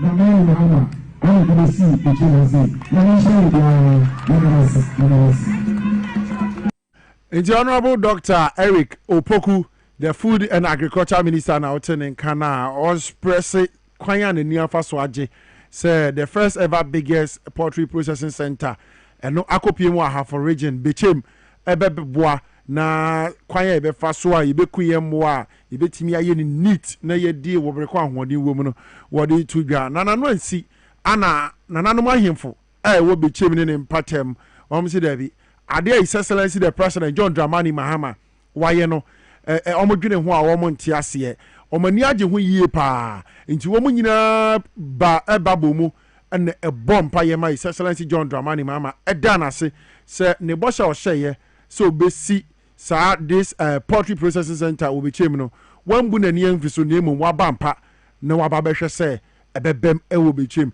ye hwe wo bra na nanom ahemfo wo be chem wɔn ka bɔ mu a na wɔn bɔ mpa yɛ ɛde nnaase ɛde ama His Excellency the President John Dramani Mahama mra. Ɔsananom mo fa tu mu sɛ ɛsa mo mo sɛ ɛsa dada ɛdanfi ɛdaba nanom aso hɔ ɔse ɛdokɔ ɛnɛtɛnɛtɛ nanom a yɛwɔ tena sa ɛne yabere wɔ a mantɛmi wɔ bɛ soɔ no yɛsɛ yɛ nkotɔ tɛtɛtɛ ɛyɛ kɔkɔ kakaka ɛfiri sɛ oni yɛ oni yɛ tena sa to ho oni yɛ ahofo ho yɛsɛ ne sɛ apamfo ɛdi wɔ akyi ba a ɛnkɔ so ɛdi nsɛmɔdi kɔ nkɔ so wɔn ka kyɛ ɔpa ne ma yɛ onimafo kwantompo ne ho twom yɛda wɔse ne nkɔ so yɛwɔ awonana yɛtena seɛ tena nsa yɛtɔ ɔba abi wɔda wo mu Charles asiri ɔmma so na mo pa wo ci yɛwɔ yɛ nkɔ so na mo daro mo yɛ nana yɛ ka ne agya wan yɛ ya yi bia dɔta ana bisi adibɔ fuo na pa wo ci yɛwɔ yɛ nkɔ so na mo daro mo yɛ sansa ni yɛ siama ka na man nkɔ so asante man nkɔ so afo nkɔ so na mo daro ma yɛ gya hyɛ nyinaa dwumadi tie ba yɛ nkɔ so amɔfo nkɔ so na mo daro ma mapani kaayɛ no ɔde ɔsɛ ayɛ ɔyɔ ɛnɛ mapani dada kwa mi kɔmɔ tumi na abɛwura mu ɛna adeɛ bi ma ɛmi hyɛ ɔnta wɔ akyi ɛni nsɛm ne ko ɛmi hyɛ wɔn ɔmɔ mi de saa adwene baayɛ no ɛmɔdaro ma yɛsɛ na nam sɛ ɔmo nkyɛn akyi na mfie na no so no deɛ ɔde ne ba no ɔnsa bi ne mfie ɛnwɔtwe deɛ ɔnsa ba no nso ɔnsa bi ne mfie ɛwɔtwe ɛna nsa deɛ ɔnsa bi so yɛsɛ na ɔmo ɛnfɛs Ramadhan mo ebe sɛ bɛbi a onyankopɔn ɛbɔ na mpɛsi na ɔbɔnsam ebi bɛbi a ɔbɔnsam na ɔbɔtɛ yɛsɛ na ɔbɔtɛ bɔnsam nkɔfoɔ no ɛnyɛ bɔnsam sɛ nipa korɔ no ɔdan ma ɛnɛ dwumɔkwa no da ha sɛ ɔbɛkɔto hɔ obi a ɔmpɛ sɛ dwumadie yɛ bɛbie ɛnyɛ ka bɛbɛ na ɔbɛyɛ ne ho yɛ ɔbɛsɛ sɛdeɛ Ramadhan mu obi ntɔm sisi ne musu Ramadhan ma yɛsasa yɛsɛ yɛ kɔntɔpɛni nso hɔ yɛ gyina pɛ na Ramadhan mu sɛ baako kyekya nkɔɔ deɛ mo ma yi dɛ na mo de tira da ti nananom ahemfo a ɛwɔ bechem ana wɔhwɛ a ɛne ɛwɔ mu yi apayɛ na ɔmo gu nsa na ɔmo bɔ mpayɛ ɔmo si ɔmo hwɛ deɛ His Excellency John Dramani Mahama yɛ na ɔmo hwɛ a Kwame Nkrumah sunsum kura bɛbɛhyɛ ne mu ka ho ana ɔyeyɛ saa nneɛma kɛseɛ bɛboa na ɔmani agye na sɛ ya na nneɛma ɛkɔ deɛ a ɛneɛ wɔn mo ka kyerɛ His Excellency sɛ wɔn mo bechem mo half de will be biara his excellency de ne beba anaasɛ NDC de ne beba no on be make sure say 8 years or no so be di ni nyina no on better na chi because ewi ase obie ni ho ochiri fo asɛmpa kɔdo obie ni ho a woda na sɛ ɛwo sogu na no a ɔbɛpro de agu ti na nanom ayemfo nso bɔ mmɔden gyinam ɛbɔ ye kɛseɛ paa. Now they have the biggest first ever poultry processing center ɛwɔ ahafo bechem ɛba bɛboa na wɔn nkokodie sɛ wɔn sɛ nyade a fridge mu nkokɔ no bechem sɛ wɔn bɛti wɔn ho afiri ho koraa onyakɔ poultry processing center hɔ a mpakyɛ mepa akokɔ wɔ mu nkyini nkuma me papa yɛde ama no yɛko no wɔ n'anim mu wahu ti okodi no ɔkɔ akɔti taste ɔkɔ akɔdi akokɔ ahoɔden wom akokɔ a ɛdɛ yɛde ahyɛ fridge mu akyɛ ti yɛ nyinaa yɛde yɛ ho ka ho na sɛ nkokɔ nketenkete yɛ abɛyi yɛagye atom na yɛayɛ no yie a ɛde fa ahodie ɛde ahotɔsoɔ ɛde anigye ɛne asetena pa a ahoɔden wɔ mbɛbrɛ yɛ nyinaa eti His Excellency the President John Dramani Mahama together with the Food and Agric Minister Honorable Dr. Ikopoku anom kopie mu obechema a sabe die wɔn akɔ pow the poultry processing center ho entoma wo bechemu a na wɔn akɔ ate soda ebe hyase na wɔn asi ne kama ɛde aboa busia yɛ to adwumadie no so a na resource a aba wasi resource a aba fie pantoma anoɔden na ɛya abusia ɛnya asɛm ketewa koraa sɛ wohwɛ grace na movement so na press release a wayɛ ɛde abanie release of provisional results for the West African Senior High Certificate Examination WASE for school candidate 2025. So the West African Examination Council wishes to inform its numerous coders that it has released provisional results of the candidates who sat for the WASE for schools candidate 2025. Abusha yenko ahoma no somra na yenko di san komo wi yekodi nkomo ne ba afi yaba bebetoa nia ye kan yi so na afi ya hwa ade Al Hassan Kwajo Beidu educationist osan ye researcher yemena kwa ba na afi ye nto aso Al Hassan anopai me ma wachi kwa ba de ba Dwabo Ase dwumadi so ewo power ana afi TVSYZ so Maybe also on your Yamin Shavu, my pamoye. Yeah, that's it. The battle now, no what to say.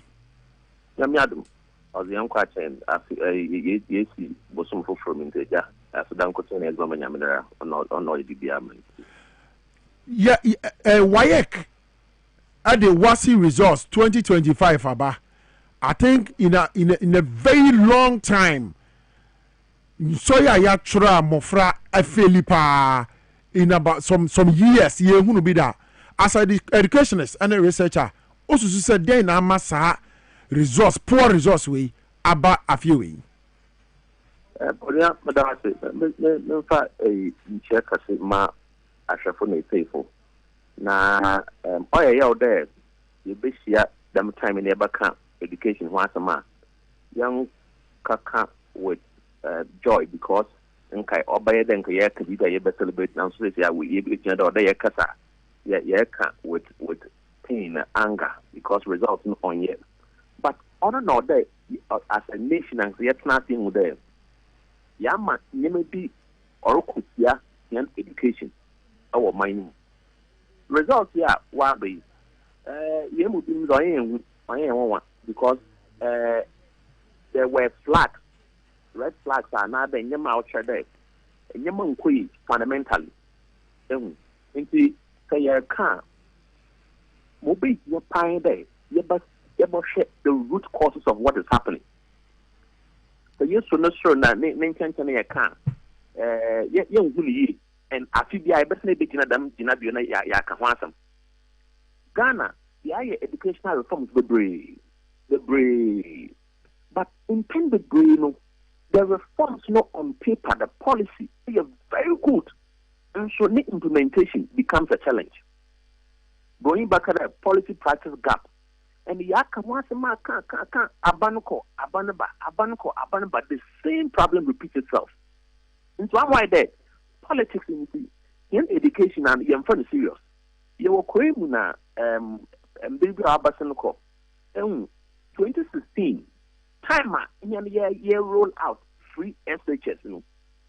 And amana under the Sustainable Development Goals SDGs no. No we do obey here there or that obiako school regardless. Although obiako school no. One kasa a big nations what can share now review now what transform from SDGs to MDGs. What would they merely putting children in school was not enough. Now order was quality education. At the time we are suffering, I will focus on quality education. In a Ghana, yes, the free SHS. Today, the main time we are born some home. Was the Mafama school for some period. And I want to research who would know. Just access no one what. If young go back to quality education. Now, the time you roll out here, free SHS no. In the Oman, na commodity na wako around assets. Obiankobi. Na just boom keke. You could be able to na abana son boka auto past questions. Ma farmer. No opinion. About them. Into them you me wama a farmer na since your school. One by one who is carry. You naka or a curriculum. One curriculum fair. Now so ne akaza was about Charles on you teachers obey the why Charlie. In them we are Ghana 2025. So like echo schools are what ICT are, what draw you more board do, what science are, what your diagrams or board do, one year full practical what laboratories. Remember farmer one year hands on. Into bona fabon or casa normal or two nana to casa fine. But over don't chana only because study as long as you would have open him or draw board do. Teacher one akotia, the piano one sambasa, yet you the teachers one numbers dorsal into one akotia some normal. But are you serious about me development? No, must be sure to take education and how to resource one now what's fear education or your teachers. The teachers will shoot. The teachers worry they since I'm posing one allowance to do one but then you mean now because the success of a student is tied to the welfare of a teacher. It is a teacher no original acronym watch as no specific. You must be very good one not genuine. Maybe in the body no look fine, but dress fine because one dress fine for a bathroom. It's over manage you but not genuine. You must be very good now. About how I think. Results here are better there. Or they go back to the drawing board. Now you fundamental issues. Overcrowding in classrooms. Onya, eco basic schools or constituencies and have a brown beer. Nimpa 100, Nimpa 120, Nimpa 80 something. What's in a classroom? No, why show inclusivity when it comes to quality education? But try on to now. But from what nature plan one thing in some degree. The same way, SSCI, Bohena, SS once a man, or you move a breno, may in your dad, Wesley girls at the Southern College in front of him. Respect. Your SS degree or what? Sabi one dina be a woman on yes, or as a county, your community, not yet diagnosed. Problems that you face, no examination or practice, or you are not one of the red flags. Or there, just unless you know what society will work student woman. At the examination or practice, make sure that 25 no you can but at the you face the situation because you are not education on your competitive game. You can not pay on pill over place with school be now on the man a baby walk school better a whole year. No serious exam. For example, one for results and burning Panampo for the on Kado. My results, my last time, but the benchmark number better next time. There was some degree can't work a result even. But Mamma, you mean Kakane and San Unco.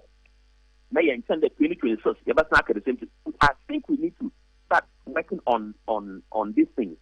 Now, young schools, no, one remediation intervention.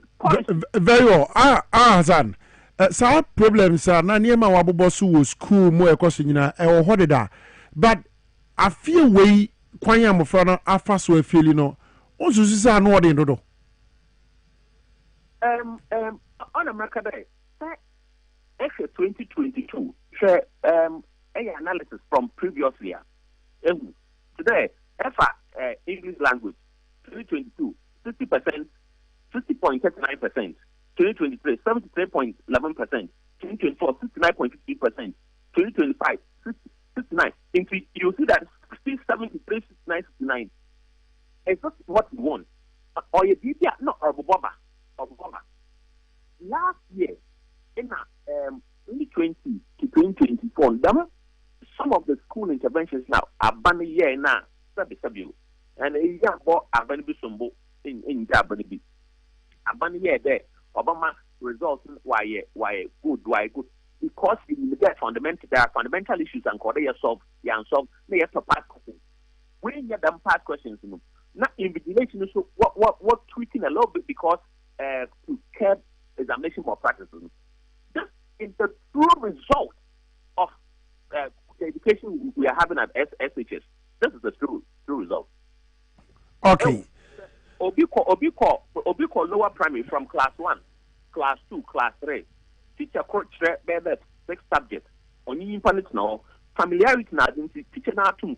Oshana na say nimpa nyazo ha wa massage kakra. A friend of grade 4 first term. I was at subject teaching. Teacher come, teacher go, teacher come. And when they move, a friend and make the result. It's been a waste 2025. Okay, Hassan.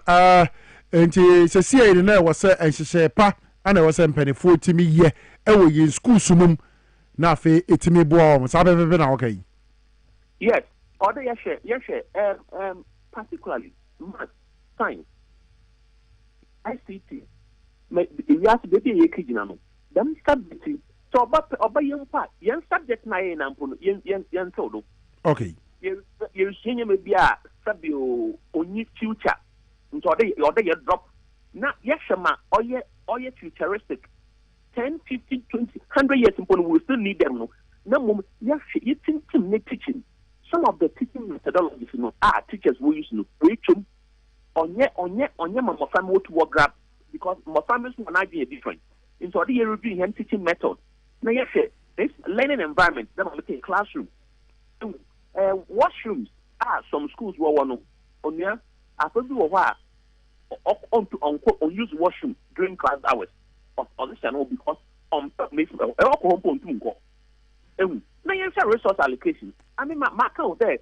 Yes, teachers want numbers dollars salary some, but the study one salary point and you more bomb why we need to or the dining or available. No to what you okay. Okay.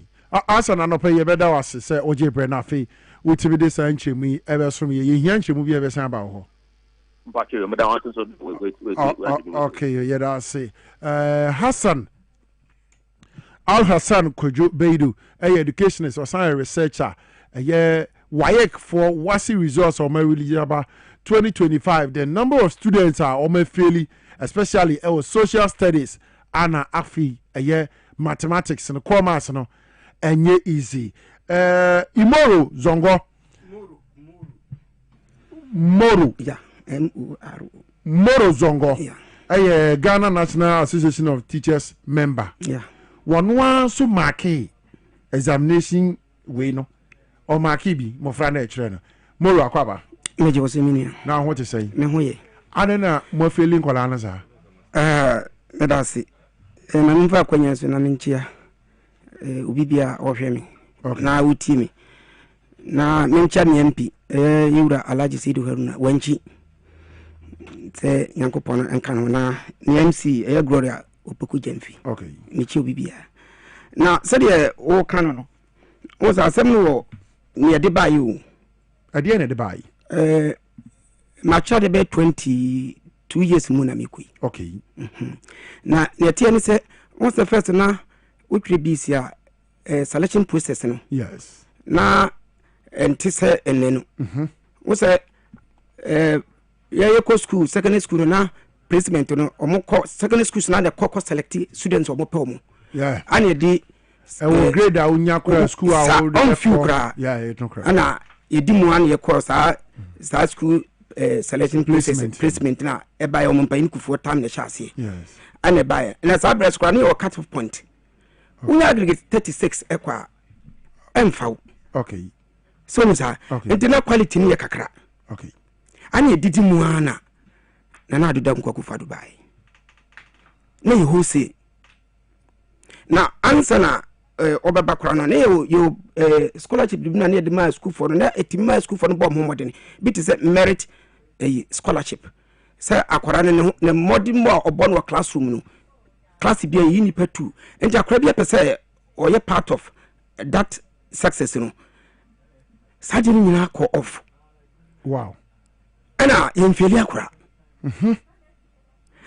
udi no tuntwa na yamu akwara muntimi mpana se aba wo ho waye boni bi ebro so na wo de aba betimi atia dabi teacher ni babu akwara yeseji se uhu ahofo na hu doctor na doctor ne hwe aba se na obu akwara na ne ho beto no momra no emra na omodi aba no se obu akwara eseti mu akwara ne se akwara na babo no ebi oyare doctor prescribe se akwara no san aba se na obetimi atwa no and no automatically ni mu na chese untimi mu akwara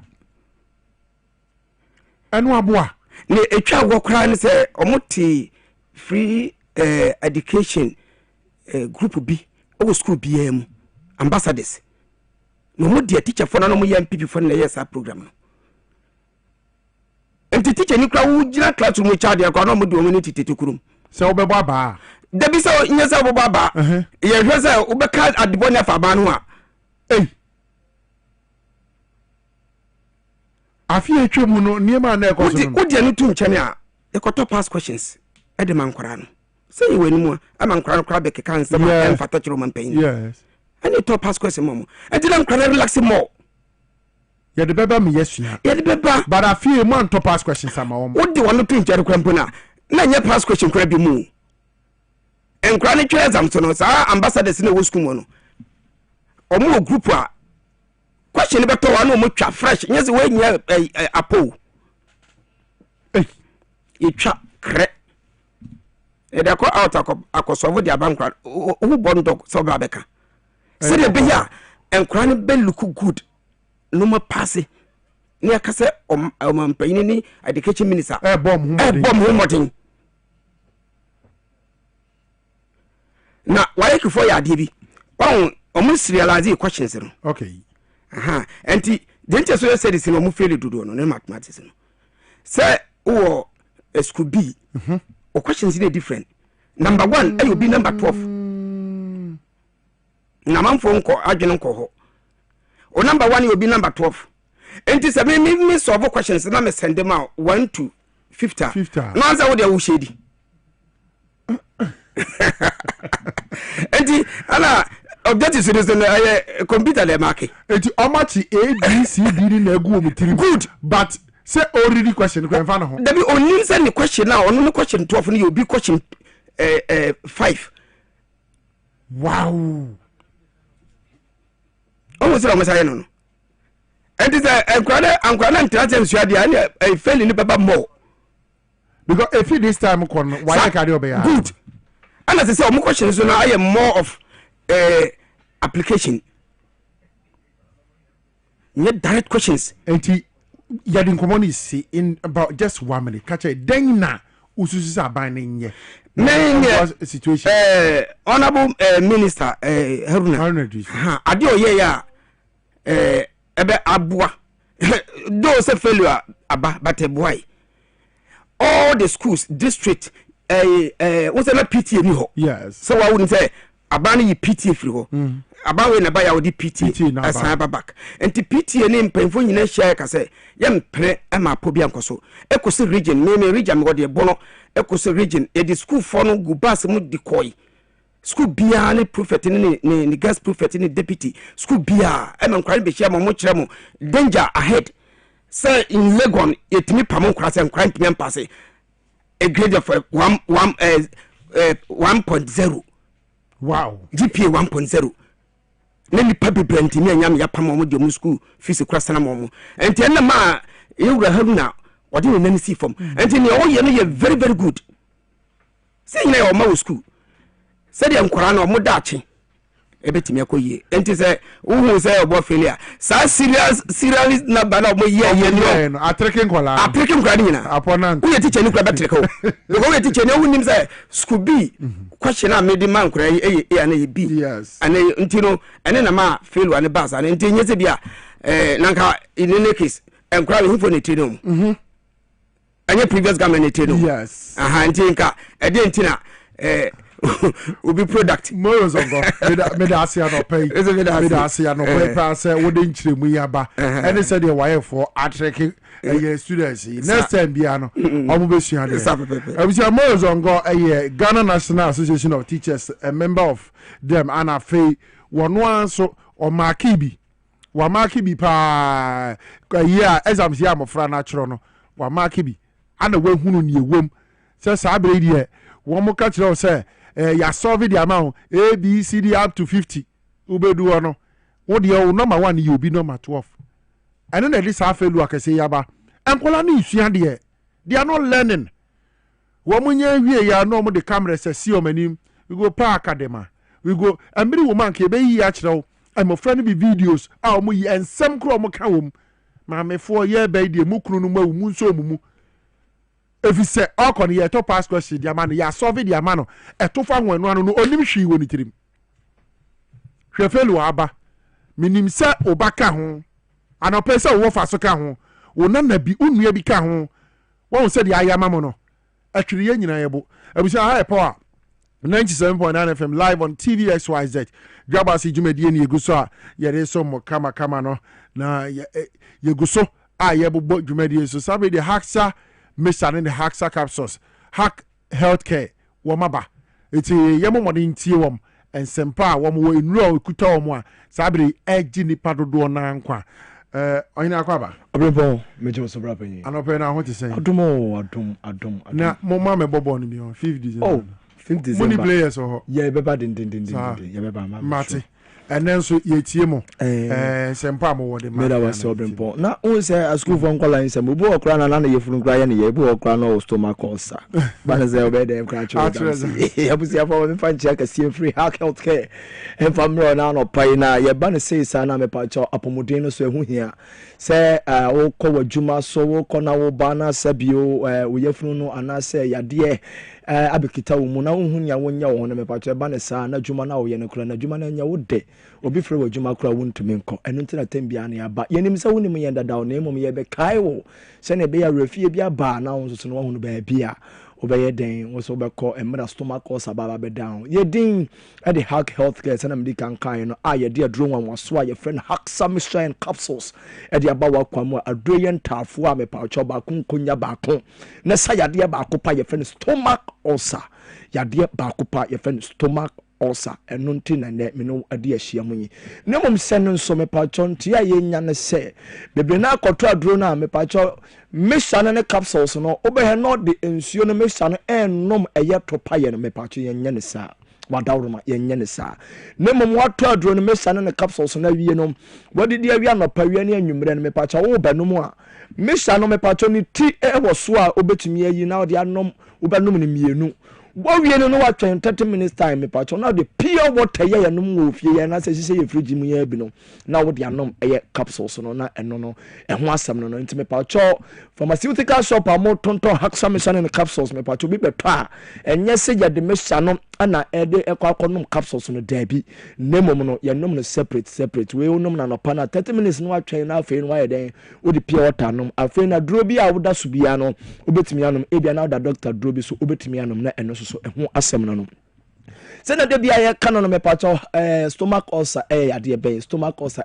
kuro na ba bia beto wo yefunu ni mu na na ba bia beto ye no ana doctor ifa so dia to ne din eno ntia na wo hospital doctors wonya peptic ulcer wonya gastric ulcer na se gastritis na so esophageal ulcer na stress kuro no ba bia to wo hunam ni mu na so yefunu ni mu ho no mu na doctor dia to ne din enti wo se wonya peptic ulcer na chese kuro no ba kwato unsunu nkoto ni mu na ba kwato yefunu ni mu wonya gastric ulcer na se gastritis anachese krono ba kono ebaye ne ba beto yefiri no mo pe na no ne ye ka kire o se me pacho ulcer type biada doctor su wonya na me pacho wo de kona kope haksame ne capsules so bi ne nonom na ohu ento obi bi say symptoms ben signs ben na me pacho ebe mama hunu say manya stomach ulcer obu wonu maduane nya to ne yam na ne yam eye ne ya obu wonu maduane mponya nto ne yam na ne yefuru no emu ye ne ya obu a all senti me pacho ne bua no atokro ne da wonu mutumi tutu ne ye ne ya dendenden ana so na tire bamu ne na tire dompe no na tire nkasa ne nyina mu tutu no wakasa mpo wontumi nkasa de ne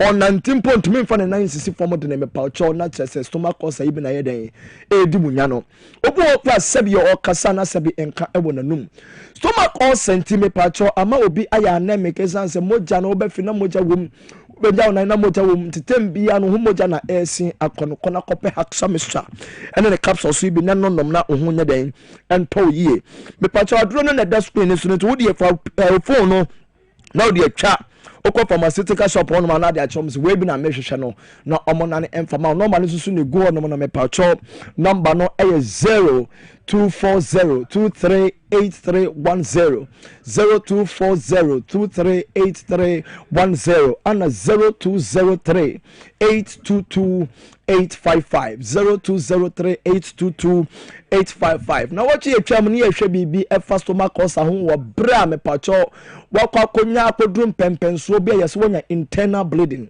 stomach ulcer betima mo wonya internal bleeding na hyene so internal bleeding so betimi yakun afira sase so na obu hono a esase aya na onhunu se wonya internal bleeding nesa say sabi obefi na moja nim sabi obeja na moja nim to nim so you okay but still no na bia wo internal bleeding and no na wotwe atwam no yema ohunu say onipa wonya internal bleeding because of stomach ulcer na ni hu adi no signs and symptoms abehunu wo onipa dua nim abehunu say wonya internal bleeding na so and dead no ebi ne say obu wonu ma yese obehia obi ase akosua ama ene de ase waye hoya toto unipaduan aye hoya se obroni se wonya pale skin me pa cho moja ba kokura no nipaduan sene nso ne hunu ne se stomach ulcer wo so dia ene no wonya internal bleeding obi wo so dia toso mi ne me pa cho be no waye pete waye weak waye juma kura bon se ne hunu nyina ye ne bete me pa cho se wo ulcer dia sene nso se internal bleeding bi koso wa wumfa wani hunu dia toso mi ensa so me pa cho bu ho no mu a aduane ne si wayi obroni se low appetite and as a loss of appetite me pa children in the siwe na so to me emfa santum ent bi ne hunu ne say so also wo so dia ene no wonya internal bleeding na esas edidi umu kana kope haksame sane ne capsule so be nonom ema ohunya den ento obi nsusu won ma obeja ne na obe na sabio aye tuntum aye sensuo bi me pa cho hunu ne say internal bleeding bi ekoso o ni padua ne ma omfa wani enhunu ye na mom no ebeye kase be ma wo hunu se wonya internal bleeding na no ana sabi o be fi no na sabi na moja egwomu wo be ja wo nan na moja eyeden egwomu ebeba ma wo du bani hunu na kye se internal bleeding na didi mu acha fe de yi ni hu apie eno sa no wan pentama nkope haksame sane ne capsule so pa na kye se ba bia de wo kono ano eyedin de toso mienu obu wono mu asabi o be ja ne nan no na ja nan na ye tuntum obeja ne nan bia no na sabi aye tuntum aye sinsuo tuntu beja ne nan bia no time beja ne nan bia no na akwa tuntum hunu ne say ababa ye kase internal bleeding moja nyina na esi akono de toso miensa obedru hospital na yen check you BP no obroni se wonya low BP and no bit minya 99/70 just low BP ni BP e wo form kra na chese wo de no ababa ba ye kase atraso na chese e do ko ba bia mempese mebodini opinso so won ma ene onam sanse wanya internal bleeding na aye kase ni tani ono akro onam kra otimi twahe na ni so timi ye no tum na waye den bo twahe ni nyina no e kire se wanya internal bleeding na mom no se ye ulcer na de we nyina abra wo de akona kope haksame sane ne capsules na enonom ema ohun enye den ento haksame sane capsules no ma ohun to no mani bio e ye 0240 23 83 10 0240 23 83 10 and 0242 telephone number we mom 0203 822 855 0203 822 855 55 anything me part of friend number ni sisi asem no kasa yi na komo bia pese ye ni ewa atire ne sai mre ni ntino ya nu ni ye betre waduane ye wasabudi ne ensa sabudi abrano ne abrano a wasabudi di adro no time a wasabonom ya tiro ni nyina na afi no emra wo no no madro no na timi etu yade na se afu ni padua ni mu ntam so na me kasa stomach ulcer any haksa me shade say ya no be fru ni padua ni mu eye bonus 3 minutes a dawson na afi no ebenya abotre na afi no asayade no after unipadua ni eni nti Obrempong nyami onsa na memfa number no bi on to dwade na 0240 2383100240238310 and 0203822855 and let me tell ella time ni bi ntino da that's na me ban ya ni okay it's I was a hack ana what you can hack some is and captions also yare ewetu ase kra ohun bi yetu adwumadi ni so high power 97.9 FM live on TVSYZ Dwabo Ase dwumadi ni egu so ayede so na bisa ye dane ye ho abasesi a age aboafo nkrato ye boa ye ba engineer Frank Pedro Asare ewa hanom o minor tenase ye ba bedin komo twen ye ba ese a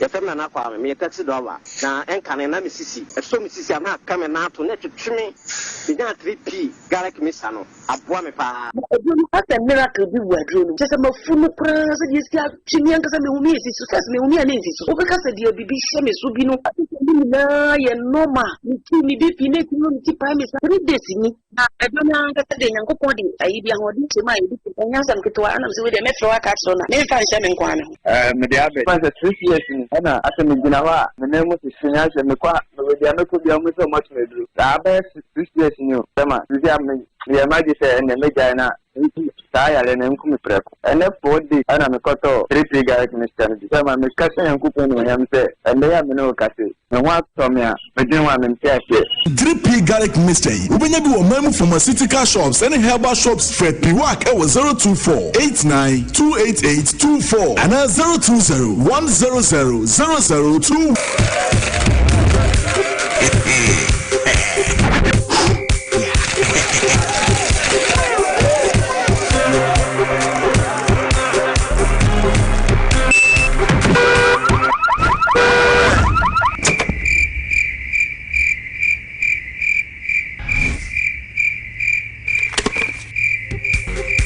What will you do when you win big?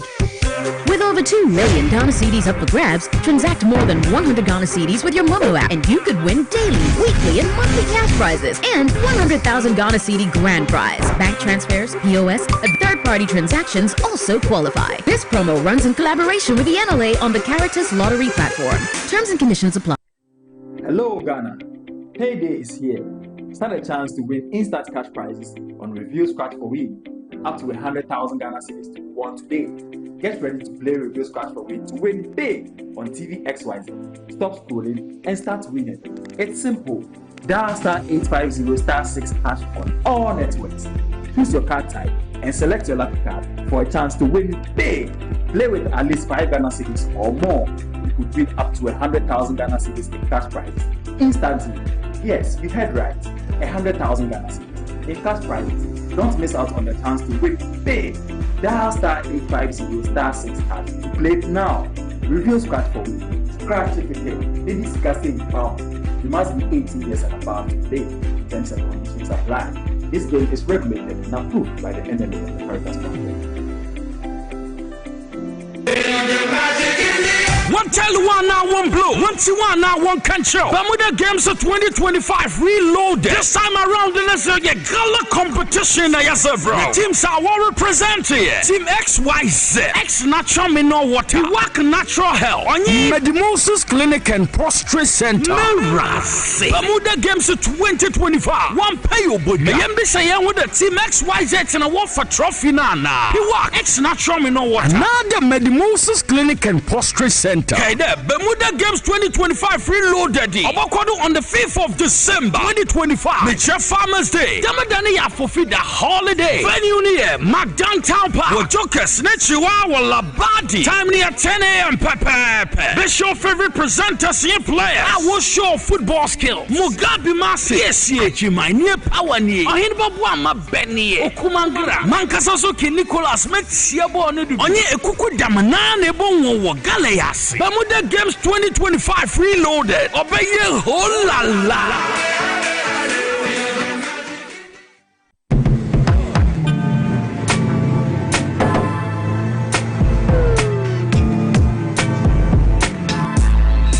Welcome to AutoCheck Vehicle Diagnostic and Licensing Center. I hear my car can be checked here without going to Accra. Sure.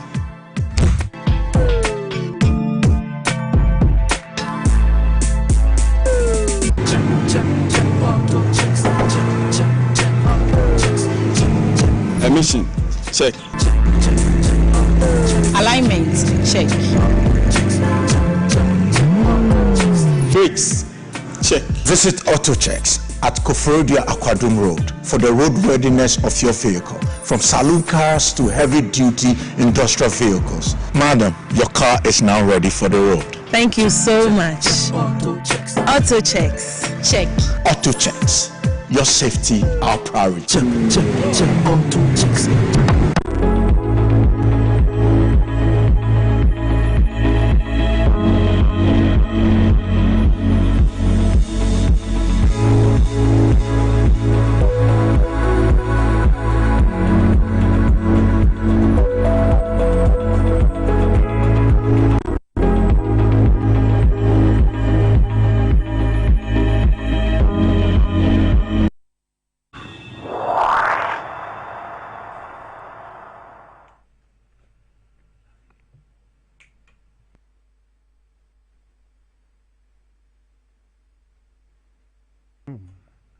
Okay, I'm saying I have a power 97.9 FM live on TV XYZ Dwabo Ase Jumedi na no pen so yasin atena se na yeso mo kwan paso midi the enke Obrempong the grassroots president me na Jumedi so na no pa magebre na team ni nyina yabodwadata na yeso mo ewo kwan paso sabe de bre na so se oman no etena se na fe nkomo ahodo a keke hihye mu no yetimi bomode ni nyina eba na yede ba be so mo ene oman no etena se ne engineer Frank Pedro Asare Esquire, or a national coordinator at the Responsible Cooperative Mining and Skills Development Program. Watana se wahanum, yenin babidin komodia fire mining ho, kwaya ye faso die tu ye good year.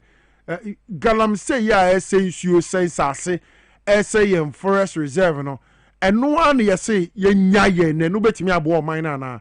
Question am ibisa no.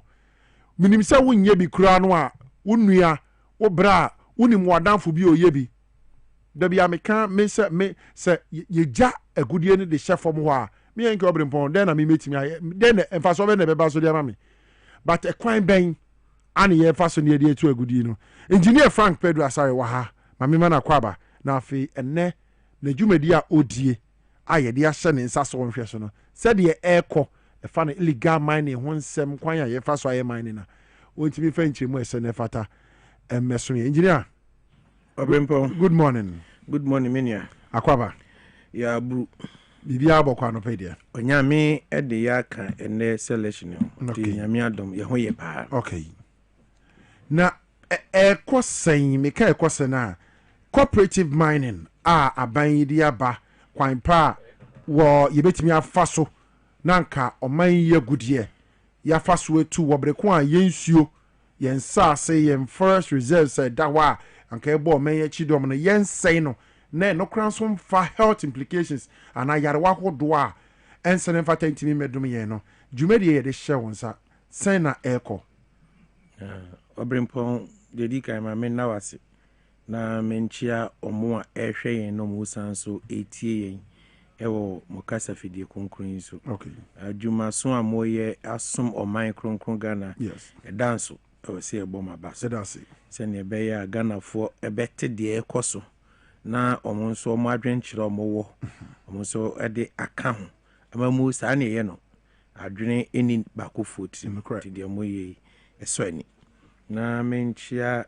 ekuo soronko bi a mmeranteɛ bi ka ɔmo ho bɔ mu somewhere 2020 saa mmerɛ me na meyɛ constituency youth organizer wɔ Sahwiwi also na ɔmo de bɛto ɔmo anim so ɔmo nso ɛkwan ɔmo betumi aboa na yɛde mobilize youth no na ma ɔmo hu hia sɛ ɛbɛpamo albandada no na yɛde NDC aban aba yɛyɛ 2020 anyɛ yi ba 2024 nyame adom aba papa aba ama nensen a mekɔ Sahwiwi also mikro mboako yɛdi 5th anniversary mekɔ Watiko Saturday ya ɛne ɔmo ekodi nkɔmɔ mabunu no on the youth summit young democrat for ɛyɛ mamemo young democrat mpanyinfo nyinaa baso na menka sɛ Obrempong ɛnɛ yɛ da soronko December da edi kan ɛwɔ afia pem aduonu ne aduonu num ɛnɛ ɛyɛ me ba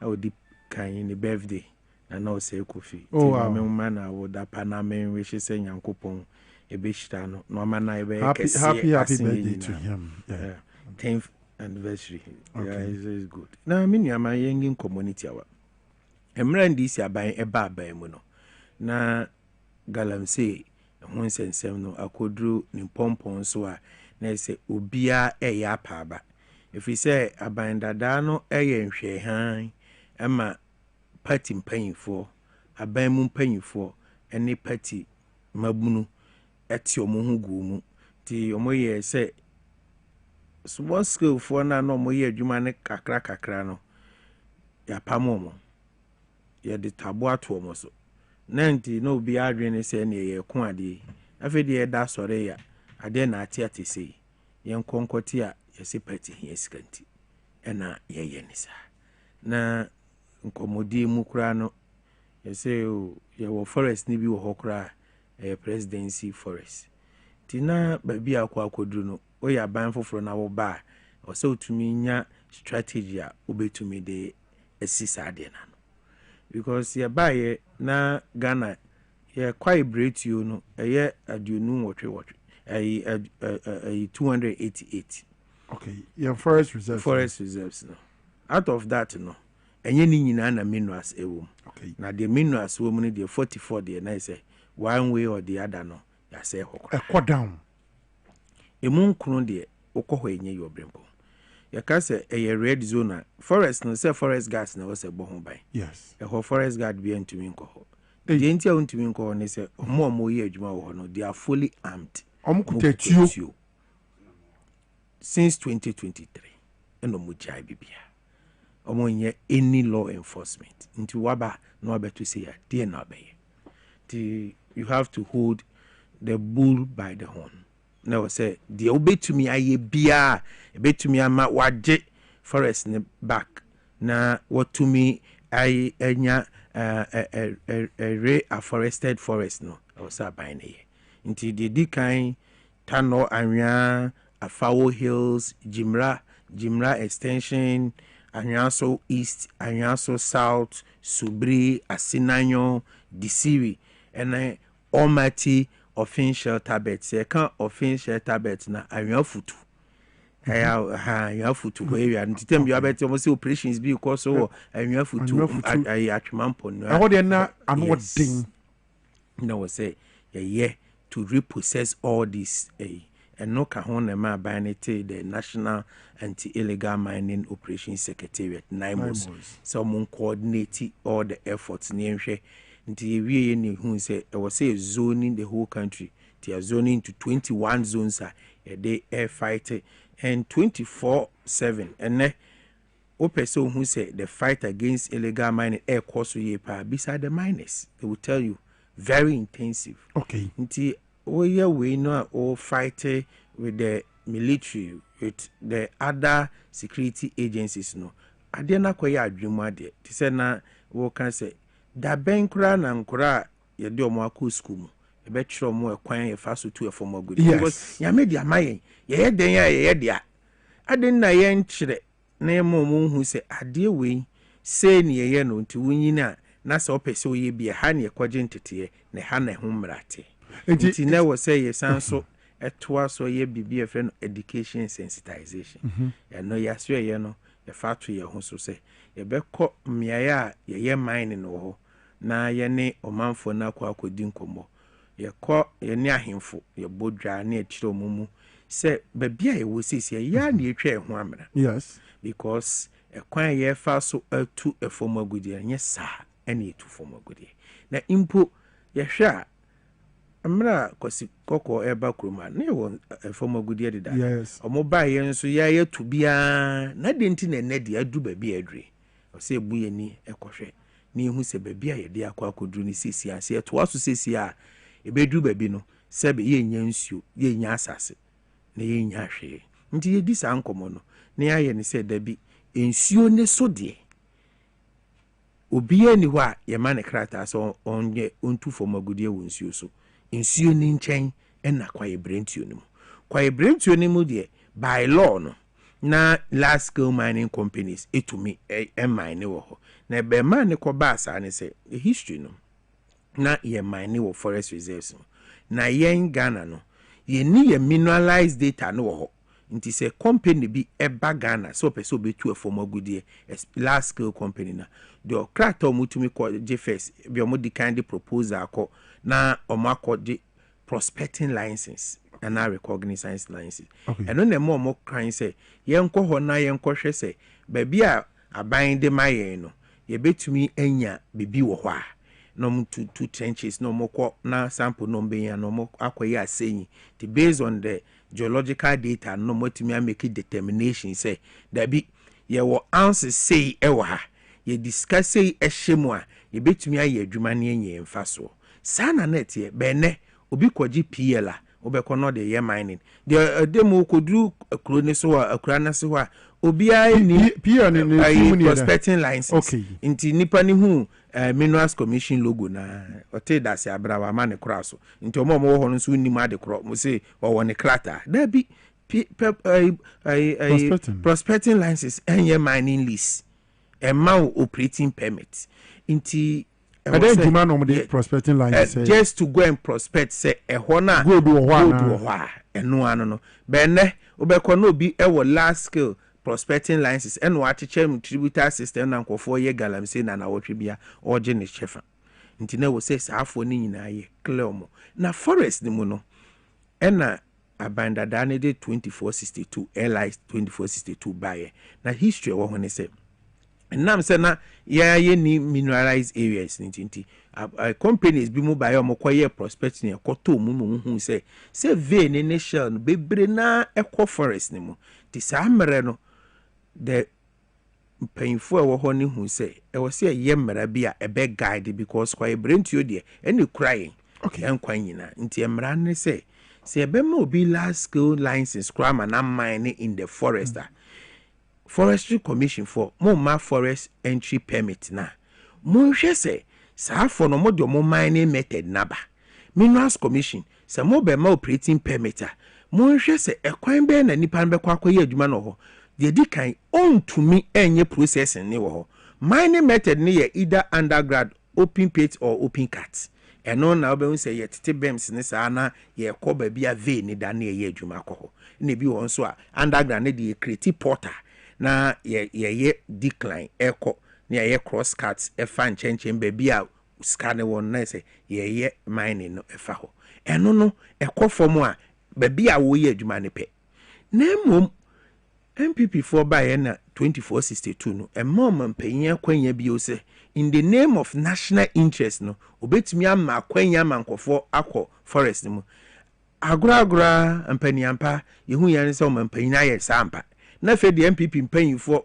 da no me ni panyin ba ko bi hia me bi san so concession o ka galam se ho so concession for forest mu ye de mo no de ehu ne se na fe de instead say mining ne nko na mbetumi aye no no because me baby na me ye adwuma na eye mining company ye wo forest mu ye mining forest mu as far back be 2000 you know but ye mining wo forest mu ye process wo forest mu because that is the law. Okay. Na process plant no ewo outside the forest. And no crane ye well planned from the crashing unit, mailing unit, cyclones to Tekna, Sa CIL, and Sana, Yakwa Lucian, Yavia, Gold Room, near way tailings dam, so cry, baby. And we are well regulated, well done. When here, when is that? California, the mono, Yakwa. Omutua no mo sanso ayes a washing machine forest mo nto mutu no mo wash wo insuo ni tiri so every forest mo en no ka ho bebre pa e na yensuo no bebre no eseye ebi mo so sesa chamfan machines a no mo akohye no wo insuo ni so nti de be na aban wo ba wo se law enforcement nti bako ese sa ela ne kura etumi mo mampanyi an exception say edu babia in the name of national interest no ubetumi amma krata say yenko man ni wo forest mu no kura o mampanyi mahama bai wo sesa atumi no kura wo mpe eno ma ye amendment 2501 say yenyi sa regulation 3 no kura emfiri ho ye yiwie no still o manfo ni say ye pese ye revoke kura the entire airline ya jetu ye ka say 21 sitting days ni yaso a airline 2462 any LI 2501 repealed. Ye wow. Ye near said, such amfan yanko for she ewo nsuye so ni ade. Essence we. I normally says you know. One leg any chamfan, energy essence you pa. Kwabi say the wa unim galam say ho say we dey. Inti ene EPA say 1 chamfan nankasa illegal yawo di be kwakwa ye adwuma babia enu nti babia be hu so obi process so no ankasa manufacture ne chamfan sa shop no ye be kwakotum ati so makoche China fo bi okumasi yes ye wia omo de chamfan ye adwuma nyina ye chichi ni nyina excavators aye chi nyina abanwe nti the commitment ewo say ye be ku atia kanka ya ba beto na ye wo position no omampanyim ahama kan se oba obehwe se betumi aboa na mabunu no so anya adwuma ni biaye nti ewo talency on 24th August no kan se ye buy the cooperative mining ebeba na mpanyimfo nso se de oku ne tromo no nim di oda omampanyim ahama oka na asem no na wonim adwempa ode nti a o ne kan sa asem if we say ya can law enforcement, ya can operations are to clear the way, ya can regulations, ya can education and sensitization, but a livelihood. A livelihood, should I say, ye dim komwe, Obrempong, or do man say wako school ako ye journalist? Yes. Me meti me a metallurgist, na misanso ye lawyer, and me a jumano. Okay. Obenso jumani say, or ye miner. Yeah. Nti akwan ben ene betumi afaso. Aboa no ama na ye mine no waye ne ye na ono nso otumi edidi afiri ho nti de di kan ye ne say large scale mining companies no afede omo ba oman mu a ahon prepare say nam say ye ni mineralized data ninti no omo no mokoye prospecting tetumi mo bi be 6,500 hectares compare ba compare me wo maps ahodo bebre ye de amano nti eho nyina ye ne de onya prospecting ni wie no nyanya mining list na eho ni nyina ba ye ne de omanfo ne so ete ho no host community no so omu nyini kofo adwene eba mining ho ompe ba bia ye adwuma omu nya bi nye nti omo enkruchi omo asase no so enkruchi na ebe pam na okonsuo mu na ebe hu na akohye kwa ibrentio no omu nya ba bi nya adwuma ne sa dia under the cooperative no the first attempt in say large scale mining companies no by law o mine na lisi ho na ma na emramo no ulisi bibi mo bia he has right of occupation against everyone including wa with the man no nemum and I'm say ya wa wo dia because but assassinate dia mom na nyo mo dia o kofuntie ne ye Ghana mra no nipa obetumi anya asase eye 9 the states the chiefs and the chiefs no they hold it in trust for the people. A stew or skin. Okay. Oko the northern part ne obabia eno de yetendanes no ene ye the land owners. Okay. Abusuya anasa nkrakra. Na eno no asase na wo no either so wa lodia title usufructory interest or any interest be a wo was asini no surface right in eyodia but mineral bia yebehun wo mu enchine aboba bibia diamond gold in its raw form no your mine dia into your mine no and what the mineral right into the Minerals and Mining Act 2006 Act 703 as amended 2015 Act 900 amended 2019 Act 995 no actually ekwanya ye faso emma sakrata obebetumi akotu efoma gudi nti obeti obi se ohene bi na de asase na mame obi se we na omo ye afuo ho na de asase me kofo frɛ me ka chom se da bi obi ani ho obetumi de asase am se kofa mining apart from the government of the day. Even the government can only give it to you. Assassinating your government, need the Ukradia, a former good government. Yes, Amran. Indeed, by the constitutional arrangement, no, yes, say all minerals in its natural state, no, belongs to the state, and the president of the republic holds it in trust for all of us. Okay. And untina, so bet me a mine Jaya Malkrata. Signed by the Minerals Commission. I don't know. The Minister for Lands and Natural Resources and they signed for and on behalf of the Ghanaian people. Inti say the amawa list near wodia. The any more can 8 hour. Your baby wa munye juma hokra. But prospects and my say data no M for large scale. Because we we now we are saying we are optimization. When we say we know M1, mon pesa assassin be my near mama Bruno, young group woman. Na afedi o mon kwaye adwuma wo. Baby ho nso am waye adwuma wo. Ba pit no sisi amunyu so bi. They were friend abandoned pit no. Mon fa emayen na yen krokra na yen yen yi. Ni mfa mama Bruno no mon kwaye adwuma wo. Ye ne Anglo good ayebi sa nhihye no eguso a ye bibia because say eno so ebasa enam say ban na de man nti no obetwero to Minerals Commission say bo akra ba bia mo de man me no me na metua ho grand rent me ye bibia efiri na ekọ no liability bia bebe ho bia munyi mfiri me so because ha no ene de aban se wo gi om me de kwa koma ban na Minerals Commission ahwehwe mu hu se bibia ye okay na EPA adwuma bi a wo kwa kwaye bi a efa asase ho bibia wo ye bia no EPA ma permit into post to reclamation bond mama EPA hu se asase na mode ma me na we post to reclamation bond sisi ade aban se memfa ma no na omomfa nkoye cooperative EPA so ema ogu ahe na se aban asase ne bai ho ndi san hyehyɛ bi ye de bi nkasem Newmont fo asase bi ewo ho a omode ma ye me de aye cooperative ho nim Anglo good kokotie so ya mabu na wo hono so mo pe babi a mo boho din a mo pese eno so yegusu ni mo edin komo se kokotie so na wo de maye ne ye ni problem ye mpo na mo mabu ne pe babi foforo he'd go face ama e babi ba mabu na wo hono so kire se mo de this area maye ya ebebo na on se edu babi a de man ko focus cooperative as ya a che ne se we ye nkomo Obrempong ade ne ye wo de a oman na alisi ama ha yeti nipa was our property. Say well Lycia will be 5 years, 10 years, 20 years. With these are 5 years no. Unless any condition, stipulation a work sa rent no nipa na buso.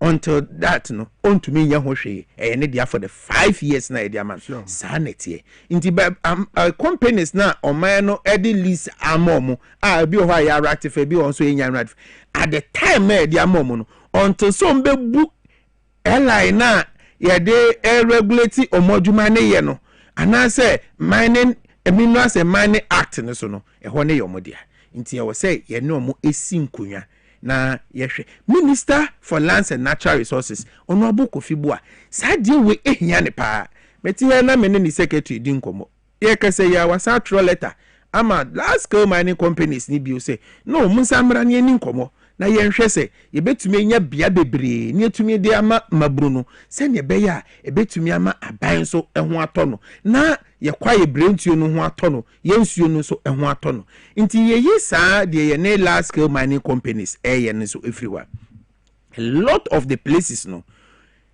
for the proposal to so ebi ho so ye PL and that so na yɛde PL no ɛma wa by law sɛ for 3 years sɛ wokɔ akɔyɛ prospecting o prospect na sɛ 3 years no still person wonya another years to prospect again obetumi aba another 3 years okɔ 3 years bi wa 9 years de na expire ɛno no aban betumi agye saa asase no not to me the ama obi foforo anase edusu na se wo ba beye wo renewal na emra mu no obetumi aban betumi a che shed off twa ba bi maye na wo so fa de aka no eno nso ho nkomo eka ho a yedi under the cooperative say betumi enya saa miaye no de aye ni nyina awie ni enya ba bi e beye adwuma no na ye hu se mineral no ha na wo ya ye prospect na wie ye wo geological data no ade ba ko pa edi enya eye processing no ekwan ye fa so esachire mu no boba no anase netie no gold ni wo mba wo sa ya ye se ho na obehu gold no wo se wo de fa process bi mu ansa na wo saka ya ho no eye ade ba ko a edi enya nti obi se wo ye rock mining okwa kotu rock no otu rock ni wie no wo se wo process wa crash wa melia wia yi obehu no ba bi ombekwa akoye adwuma mbe wie no na residue no tailings no na ko wie nsuom eno so hardware nti ye under cooperative ni hihye bio ni se wo si etumi nya proper process units as ye tubo ba ni wia ye betumi hu se ha ne ye kwa akoye na ye yam wia ha ne ye de be famu ansa ne ensa kan real gold no ye wia ye nim se gold no enye no nko na eba ene gang materials neba sa materials neba no na nyina ebetumi enya tailings dam ebekom nti obeti ye say arsenic akwaduane mu arsenic yenkra mfiri babia unim gold no processing ni mu no these are heavy metals ne chemical generated from the processing okay nti obia ni ho a wa kra arsenic afiri o man bia so me dey back yes say lead abai we processing no nemom chemicals a omodi use processing ni bi ene cyanide okay mercury kra no with them in a matter convention no yaje to mu say memo ye use mercury fa ye convention ni that ya emra ewiase nyina yaje to mu on the use of mercury okay say dangerous nti mema ye nti mercury bi ankofo use wo ha bia no every border towns no mo smogede de bam but what I say okay nti sa chemicals no mu use no ye betumi aye ekwan ya ye betumi a process ni yie emma nsunsanso kese ya yenya ni sisi ya no yenya because say wo fa proper mining method mukura ekotunu underground wo shafts enkofo ede yi komu na yedi load no efi cross cut yedi load ne basru wie na ye wie na yam process ni ya ebesan so ko wie engineer anything na we national coordinator ediama cooperative responsible mining ni mo ko around mo ye training mo ne ahemfo no kasa because of course omo won sase a omo manfo edisa to me na mo so omo ni omo nim to omo kuta are they ready and willing to accept directives are cooperative responsible cooperative mining mudi gu akwem se be ye ni yensu ni assassin say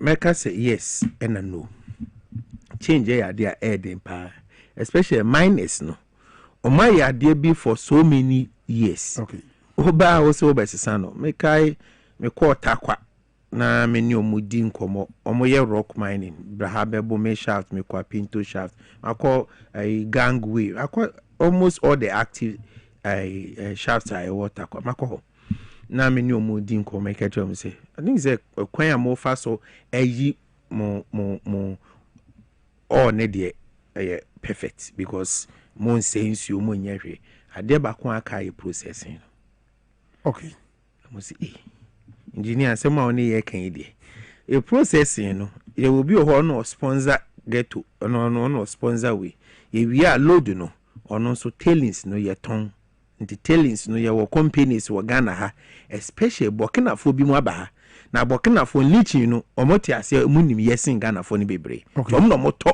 tailings ni bebre sa anko fa na ye China Faso ni Burkina Faso neto no makọ leach no mo so enya more good because e kwan ya mo fa so ye ni sisi ya no mostly no omo recovery rate ne wo form nti oni omo din komo a omo ti asem no na say mo si na tailings de ye ton mo si yes e betumi aye na tailings no kra no maton but unim ebedu bebe no mo ton tailings no mo ma meton tailings no because omo hu say mo recovery rate ne was so to the extent say the aka na yeketo abi ena nananom no it is difficult for them in some way to accept so what ni kroma na abrantie bi aba say friend Pedro okura krata be ni kura na o say ho ni nyina including omo asieye kura omo sie nananom pom kura no nyina ye de amano ye ni mining lease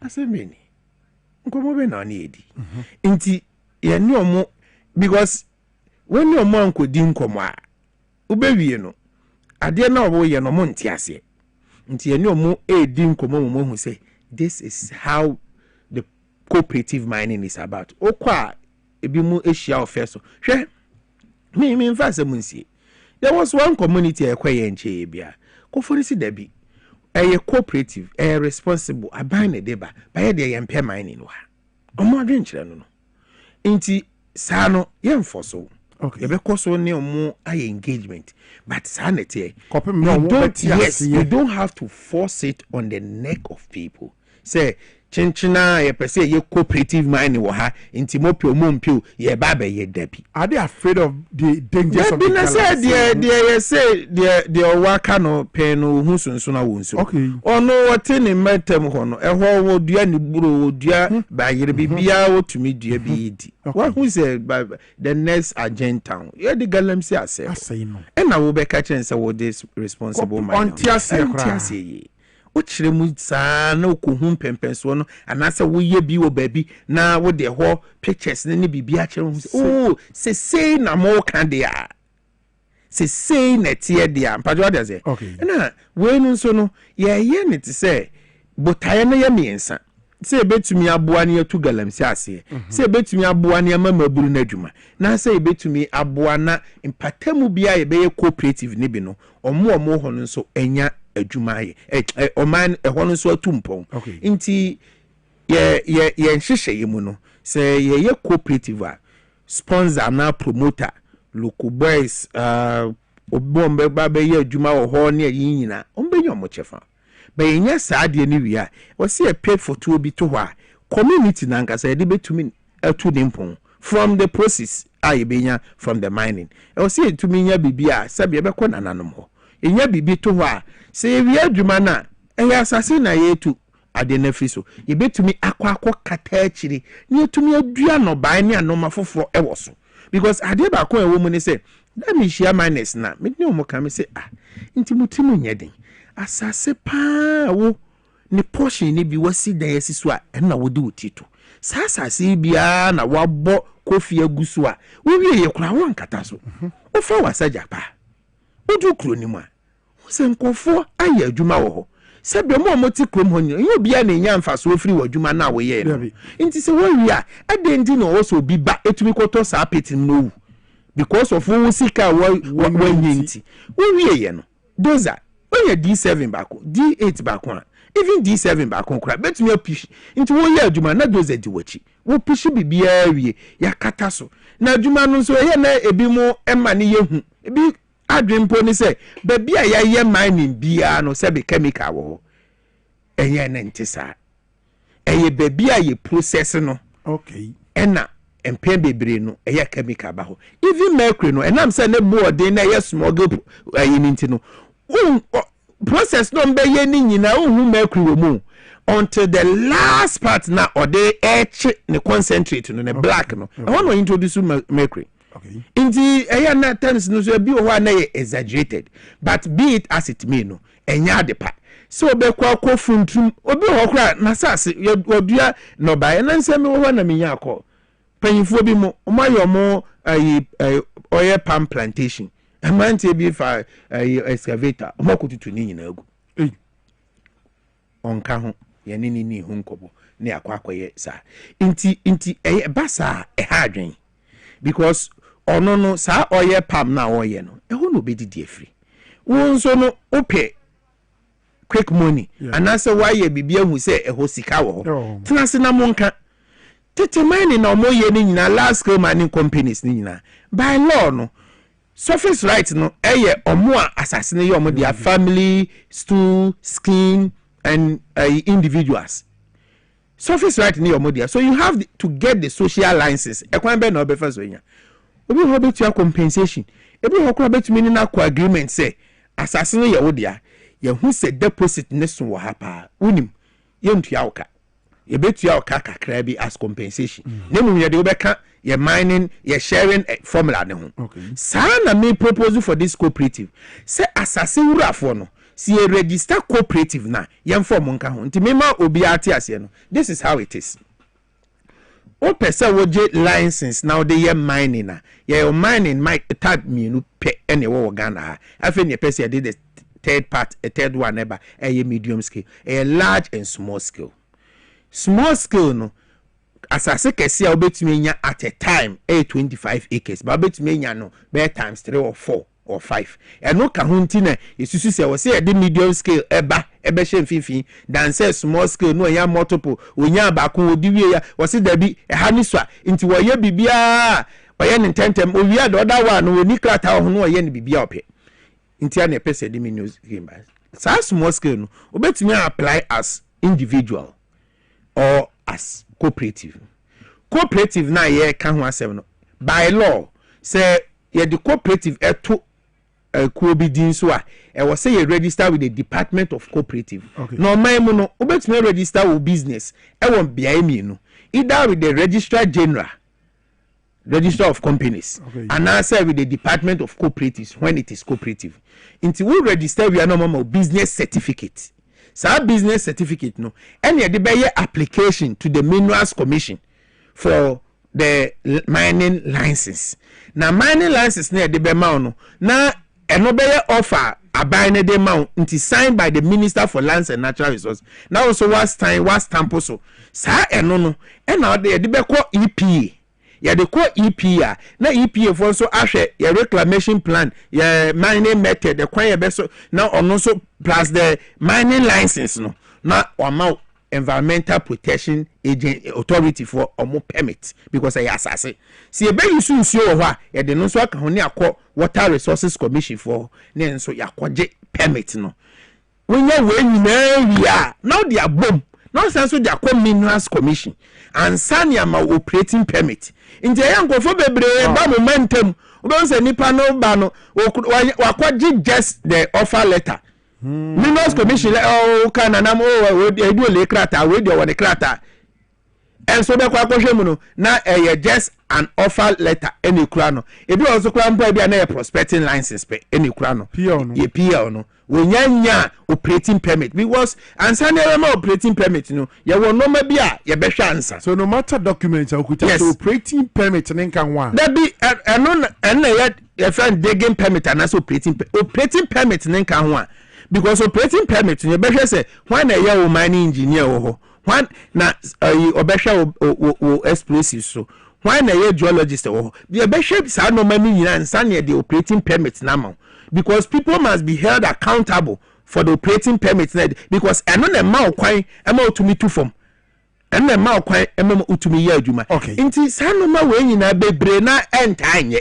we no honorable no amakofi Ase ye man nye ntie because the ntie ankofo empia chire no mo ma maji we ni se eya na eche dodo eya na processing no che nti sisi a ye nya ntie nipa de ba wa check ni bibia wi a mo fa offer letter ni mra ye sign offer letter he is even proposing say ye nya doorstep licensing yemfa ye mobile license ye mra ho na ye meye pre-site inspection ye bibia EPA fo ni Minerals Commission ni Water Resources e de be na mo concern no mo raise mo nchiro mo de mo nye ye wia ye mo permit we ko Tanzania na me bi so mo say na kwan be na mo fa so ye mo mining de wo ha ase obia e wo krata na mo say yan o mo to se wo ye illegal mining na on be ba ho o mo ba ho a na so mo hwe na se assassin ni obi ade awo ye be license if you be held accountable okay ya license ama wo ho a engineer ya brand nkomo na de yie pa ne wunjire mu na ode man but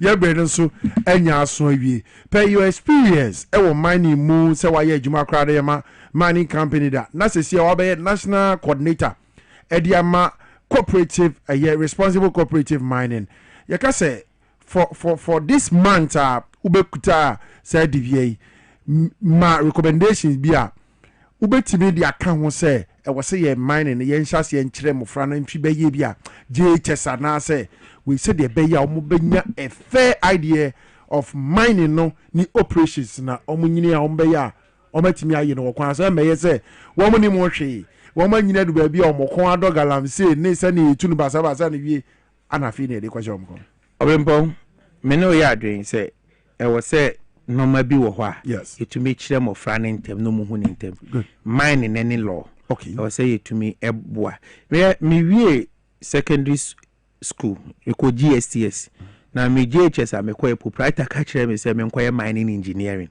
said the man knew about mining engineering me so me ni ma de kro me say anapapa ya sembe na okay na me wie mining engineering na mines nyina agu a say na me kan kwase asem Obrempong asem papa yi ka kire me tambia me ka no me real school me man ko you mat na me ko KNUST okay into KNUST me na me engineering for nyina president ye wie ye no me ko mines mu no ko du ho na me hu say say papa na ajapade papa no di jame mining engineering me dey say me bampo akoye medical medicine between medicine and mining engineering me buy mining engineering papa wow oko mines mu a it is held in high esteem because of omojuma na omoye no nti eyade at the basic stages no yam baby you see me problem am wonu no per square so katwa cost 90 needs anomani nyina necessary awo de yede emo odi anidi apotro aye draw me say me put me general science into na your draw church fly draw way me buy no man we nyina yede yen kire nkura no me ye fundamental be buo mo growth obi to me wie school akwa wie university basic fundamental law obi mbakumpo no me we your constitution mu until that je wa join club bi a fe no NCC e wo school ansani akansa asem na not what fresh the fundamental human right class obi ye na dia o was out which was your university yes because ni normal ye kire ni nyina ya moso an kire ne da enka curriculum no enka ne syllabus no it is wrong yen kire nipa no de what we need de ye hia no ena yen kire mofra no agrek ye be ko school ewu ya agrek pra ne yesero TVET ni ade enu nso na ye hia sesi a ye hia nsa na odwuma ye hia mofra omo ankasa betumi aye bibi for themselves me de ade atam bia me ka kire nkofo no se sebe wan ko school a na bibi awia sema awie suyansa no djuma suya bibi okay me na my adwen says anka man ko school a me lawyer na sema me engineer anka me carpenter okay na shemitim de da me so nyina e wo say to me encouraging o ma bi e practical na kura ko school onim say wo to nsuo kura eto abontia enye na de be ne ye kire no okay Ojinsa soka to ane paka to ane sa no man nyina na se wenim wenya na mfa so be ne wo okay engineer medase pa na no pay so ye to nsa frɛ na oje penie kwan ya ye be fa so a ye betu ye gudie ye nsa ye nsu ye nsase na mo bo se the forest no se a magini nyina se a reclamation no ekoso wo ma ye nsase no ama da ho ana se a wo ma repeal LI 2462 nti yare process nina but eguso e surveillance because nipa e ho ahomte nipa ho ahomte and reclamation so ye will be wo ho a aban ne private companies IDs awoso a omoboa even the month Ghana is helping the ministry and ye bi ye will be also aban ankasa is committing some resources to do them near there and a minus nankasa we have identified some of the areas minus no go back to in fact me personally dear sanka minya obi a ye beche na excavator bia no ye nya che sa nipa na apart from the court no ye man in curriculum baby a yechi ye wie na ye wie be man 2 years 1 year be any den kra but baby a was say no man in curriculum very well. Engineer Frank Pedro Asare Esquire, National Coordinator the Responsible Cooperative Mining and Skills Development Program on the net watching in car mining so Dwabo Ase Jumedi so live on Power 7.9 FM and TV XYZ na and summer holder sefata now so tiase waiting here we shall have the brain in my kwai na day so Dwabo Ase Jumedi on the 1st of December 2025 I hear bronya fi no yet bronya bosun yet mi dia ba na ye de ababe somo before be sorry Jumedi so ntia ka se fan come out Alhaji Tunde wo tutu akuapem former vice chair edema ndisi amanyoko no akuapem North constituency Alhaji Tunde heavy man ordin ye pa Alhaji anope yenke Obrempong wa oba michia ye pe Nyankopon sha na onka obusia birthday ba ko mienu bi o yentim fi ote na fe yemfa Jumedi ni nyina mra na wie ye ena no pay wo power any TVS as so happy birthday to Albert Meta eye Jumaini ewo driver ni ewo XYZ broadcasting and then na odi na woda Albert Nyankopon sha na onye okese ni obeye bia no enye nkosode emfema woni wabusuafo nyina nti die this way happy birthday to Said Countryman communications officer the MPP amanyoko no Esutifi South Said Countryman ye communications officer the MPP amanyoko no Esutifi South Said Nyankopon sha God bless you and bia wo ye bia so nyame enka ho na enye ye last one wa happy birthday to Linda Ofosu we adwuma o DVLA wo Winneba wishing you good life and prosperity we Dan Lati I want no wo power mid morning so ano this enchia we nyina ekoma Linda Ofosu wo DVLA Winneba Linda so Nyankopon hwa na onye okese abusia ha na brene makwan na ne den sia de Dwabo Ase Jumedi ni nyina abano ewie ye ewo power any TVS as so ella mapom watch na ma ye Pedro bano ha o sa mami what you say bacho mami tell Nana Ose Kofi Bodi wa head here Nana Ose Kofi Bodi mensa and then only 10 years wa ho Nyankopon sha no nya ne kase na said understanding of issues ne kwan a wo fa so aboa na bibi anso atimi akoso ye no bibi aye kama e de ama nyina abusia da se se wonso timi jebre na ene dey elo china mpacho ye timi di Dwabo Ase Jumedi no e ba wakwam na ye be somo wo mi producer ye Mr. Emmanuel Owusu assisted by Ella Opoku and afi Konyo Vego Okwa MCR Ralph Jampo and afi coach Peter Cranton Yima no Kusi ono bula ono so ejina mu MCR omohwe se bibi abekoso ye wo TV no so na wani atimi age camera edi ewa ha ne Francis wa ha Elvis wa ha and afi technical support no Desmond so wa and atimi de maame na me de Dwabo Ase Jumedi ebre wo midin e de enke Obrempong the grassroots president Nyankopon yard ma wo china ye besa hia ne ya ba besomo yakra mo